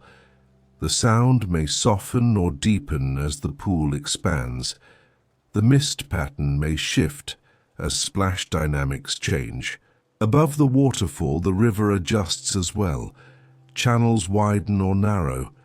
Sediment accumulates or is carried away. Small shifts upstream influence how water approaches the edge, subtly altering the shape and spread of the fall. These adjustments do not happen in isolation. They are part of a connected system, responding to long-term conditions rather than immediate events. Seasonal cycles contribute to change without disruption. Periods of heavy rainfall or snowmelt increase erosion temporarily. Drier periods slow it. Freeze-thaw cycles widen fractures. Vegetation grows into cracks, applying pressure over time. None of these forces dominate on their own. Together, they guide change gradually. Even the disappearance of a waterfall is not abrupt. As erosion reduces the difference in elevation, the dramatic drop softens into a steep slope. The waterfall becomes a series of rapids, then a fast-moving stream. The falling water does not stop suddenly. It transforms. This transformation is not loss. It is completion. Elsewhere, new waterfalls form as rivers encounter fresh terrain. Tectonic shifts, landslides, or newly exposed rock layers. The process begins again, without announcement. Change over time is not linear. It does not move steadily toward a single outcome. It responds to conditions, pauses, accelerates, and slows. Throughout this process, the waterfall continues to function. It moves water downward. It shapes air and sound. It supports life nearby. These roles persist even as form evolves. This persistence creates a unique experience for the observer. A waterfall feels ancient, not because it is unchanged, but because it changes slowly. The rate of change lies outside human urgency. It does not align with schedules or expectations. This disconnect from human time can be grounding. Standing near a waterfall, it becomes clear that change does not require attention to proceed. It unfolds whether it is observed or not. The waterfall does not need to be documented to evolve. This realization can soften the impulse to intervene. Not all change needs to be managed. Not all processes require optimization. Waterfalls demonstrate change as an outcome of continuity rather than disruption. The water keeps moving. The rock keeps responding. Time keeps allowing. Even dramatic changes occur without drama. A cliff collapses not with intention, but when conditions align. The event may be sudden, but it is prepared by long periods of gradual erosion. The moment of change is brief. The process that leads to it is extensive. In this way, waterfalls reveal how transformation often hides within stability. What appears unchanging may be in constant motion beneath the surface. What feels permanent may simply be changing slowly enough to escape notice. This perspective alters how permanence itself is understood. Permanence does not mean immobility. It means continuity. Waterfalls persist because they adapt. They respond to changes in water flow, climate and terrain without losing their essential function. Their identity lies not in exact form, but in ongoing movement. This adaptability contributes to their enduring presence. Across long spans of time, waterfalls come and go. Landscapes rise and erode. Rivers shift courses. Yet the principle remains. Where water meets elevation, falling will occur. Change in this sense is not an interruption of order, it is the expression of it. For those who observe waterfalls, this slow change can invite a different relationship with time. Without urgency, without deadlines, the process continues. The waterfall does not hurry to become something else. It becomes what conditions allow. This patience is not passive, it is active endurance. And it is this endurance, the ability to continue through change without resistance, that allows waterfalls to feel both dynamic and stable. As the water continues to fall, the land continues to respond. And through this ongoing interaction, another quiet understanding emerges. Even change can be gentle. Safety is not always the absence of movement. In many environments, stillness can feel uncertain. Silence can feel exposed. What creates a sense of safety is often not immobility but reliability. The assurance that what is happening will continue in a familiar way. Waterfalls offer this kind of reliability. The water falls continuously, following the same path again and again. There is no decision involved, no variation that requires interpretation. Gravity acts, water responds, the pattern holds. This consistency forms the foundation of safety. For the body, safety is detected through predictability. Environments where sensory input remains stable allow the nervous system to relax its constant monitoring. Near a waterfall, sound, movement, temperature, and airflow remain within expected ranges. Nothing changes abruptly. Nothing demands reaction. The sound of falling water is steady and layered. It does not spike or disappear. Even when water volume shifts, the change occurs gradually. The ear does not need to adjust suddenly. The sound becomes a reliable background rather than a signal. This reliability matters. Sudden silence can be as unsettling as sudden noise. In contrast, continuous sound provides a reference point. It tells the body that the environment is active, but not volatile. The visual field near a waterfall offers similar reassurance. Movement is constant, but repetitive. The eye does not need to track new patterns or anticipate direction changes. The downward motion repeats itself, creating a visual rhythm that feels complete and contained. This rhythm reduces visual demand. Rather than pulling attention forward, it allows attention to rest. The eye can soften without losing awareness. There is no need to search for what comes next. Temperature contributes as well. The air near waterfalls tends to remain cool and evenly distributed. Mist moderates extremes, preventing sharp contrasts between warm and cold. The body does not need to adjust frequently. This physical comfort supports a sense of safety without conscious awareness. Importantly, waterfalls do not suggest confinement. While the sound and mist create a sense of enclosure, the space remains open. The horizon is visible. Air moves freely. There are no barriers or boundaries imposed by the environment. This balance, enclosure without confinement, is central to the experience. The body feels held, but not restricted.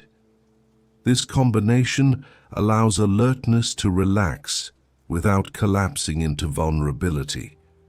One can remain aware without being tense. Waterfalls also communicate continuity beyond the immediate moment. The water falling now will continue to fall after observation ends. The process does not depend on attention. This independence reinforces trust. The environment does not require participation to function. Nothing will stop suddenly. Nothing will fail. This assurance operates below conscious thought. Humans evolved in environments where reliable cues signaled safety. Consistent sounds, stable movement patterns, and predictable environmental responses allowed energy to be conserved rather than spent on vigilance. Waterfalls align closely with these cues.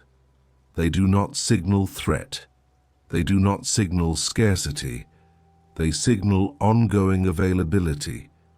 Even the presence of constant motion does not undermine safety here. Because the movement is directed and consistent, it does not imply danger. The water moves downward, away from the observer. There is no approach, no advance. This directional clarity reduces ambiguity. Ambiguity often creates tension. Clear patterns reduce it. Waterfalls are clear in their behavior. The water will fall. It will continue to fall. It will not change direction. This certainty allows the body to remain grounded. The sense of safety provided by waterfalls is not dramatic. It does not announce itself. It emerges gradually as the environment continues to behave as expected. One may not notice the moment when tension releases. It simply does. This release does not require belief or interpretation. It is a physical response to stable conditions. Over time, the body learns that nothing is required of it here. There is no need to prepare, to anticipate, or to respond. The environment holds its own rhythm. This holding quality does not mean protection from all risk. Waterfalls are powerful, and proximity requires respect. But from a perceptual standpoint, the waterfall communicates clarity rather than unpredictability. Its power is visible. Its behavior is consistent. There are no hidden movements. This transparency supports trust.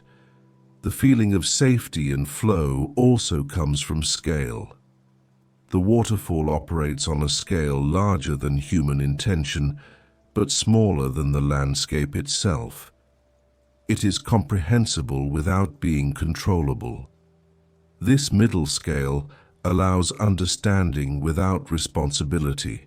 One can observe without managing. This absence of responsibility is significant. In many human environments, observation implies obligation to intervene, to respond, to decide. Near a waterfall, observation is sufficient. The process does not change based on presence. This removes pressure. The body recognizes when its actions are not required. In such moments, energy can shift from readiness to rest.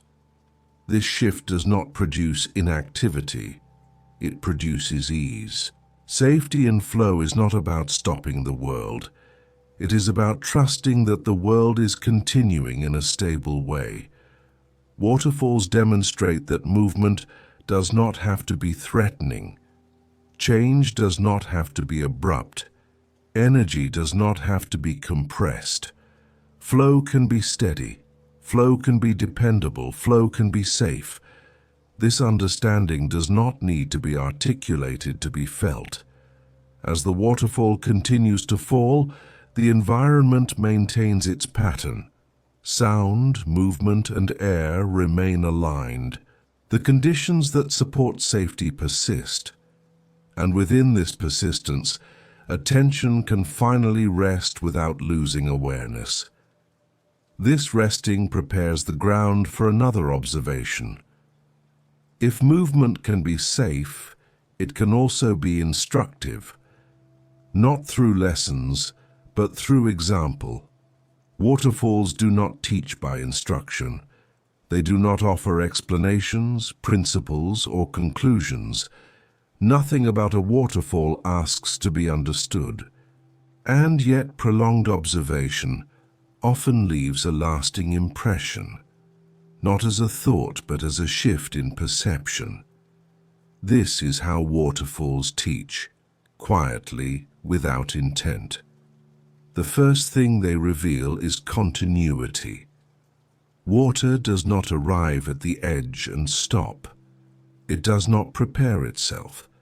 It does not evaluate the distance below. The fall is not a decision. It is simply the continuation of movement that began elsewhere. This continuity removes the idea of interruption. There is no clear moment where flowing becomes falling. The transition happens without emphasis. What appears dramatic from a distance is, in fact, seamless. This teaches something subtle. Change does not always require effort. Transitions do not always announce themselves. Movement can remain whole even as form shifts. The waterfall does not break when it falls. It changes shape and continues. Another quiet lesson emerges through persistence without tension. The water falls constantly, yet it does not strain. There is no visible accumulation of effort, no sign of resistance. Gravity and movement remain aligned. This alignment eliminates friction. Where there is no friction, there is no urgency. The water does not rush to complete its fall. It does not linger either. It moves at the speed allowed by conditions, neither faster nor slower. This is not optimization. It is response. The waterfall responds fully to the terrain beneath it. It does not attempt to improve the path or shorten it. It does not resist the shape it encounters. In this way, waterfalls demonstrate persistence that is not aggressive. They continue without pushing. They endure without hardening.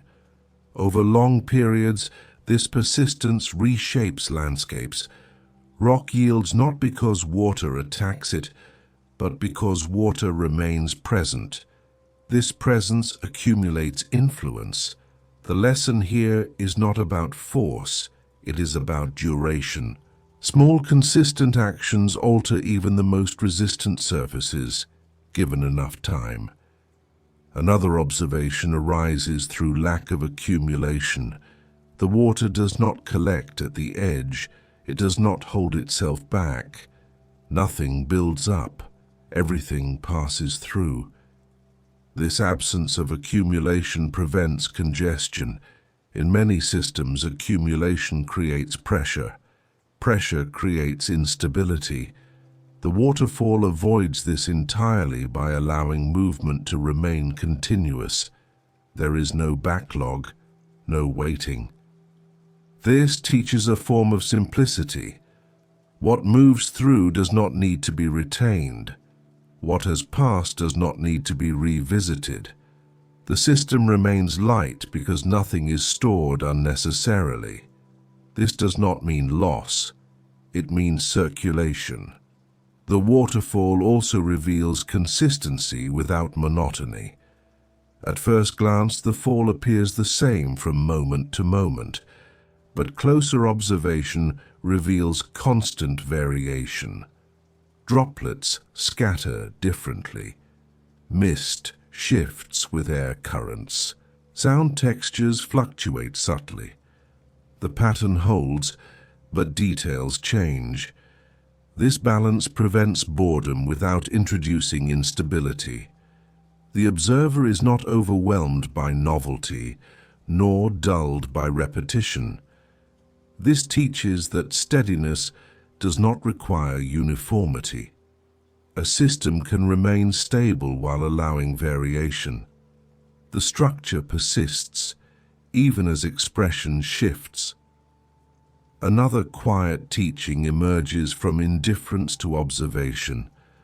The waterfall does not change its behavior when watched. It does not respond to presence. It does not perform. This absence of reaction removes pressure from the observer. Nothing is expected. Nothing is demanded. This can feel deeply relieving. In many human interactions, attention implies responsibility. To watch is to participate.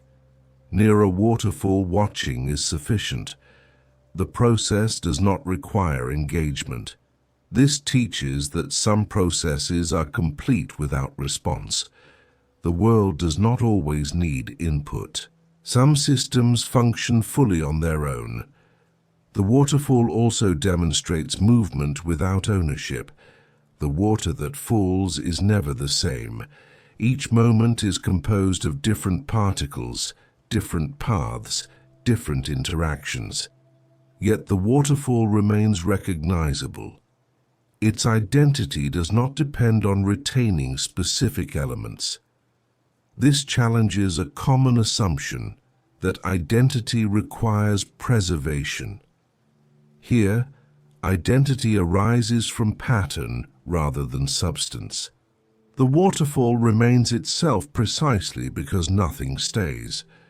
This teaching is not philosophical, it is observable.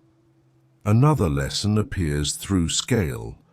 The waterfall operates on a scale larger than individual drops, but smaller than the entire landscape. This middle scale allows perception without control. One can understand what is happening without needing to manage it. This teaches a relationship to systems that is neither passive nor controlling. Observation replaces intervention. The waterfall also illustrates time without urgency. The process continues regardless of schedules. It does not accelerate to meet demand. It does not slow for convenience. Time unfolds as it does. This teaches patience without instruction, not patience as waiting, but patience as allowance, allowing processes to unfold at their own pace. Even change, when it comes, arrives without announcement. The edge retreats, the pool deepens, the shape shifts. These changes do not disrupt the system. They are absorbed. This teaches that transformation does not need to be dramatic to be meaningful.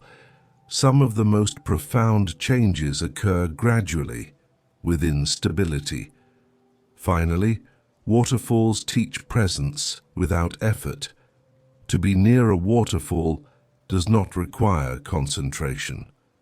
Attention does not need to be directed. The environment supports awareness without demand. This allows presence to feel natural rather than practiced.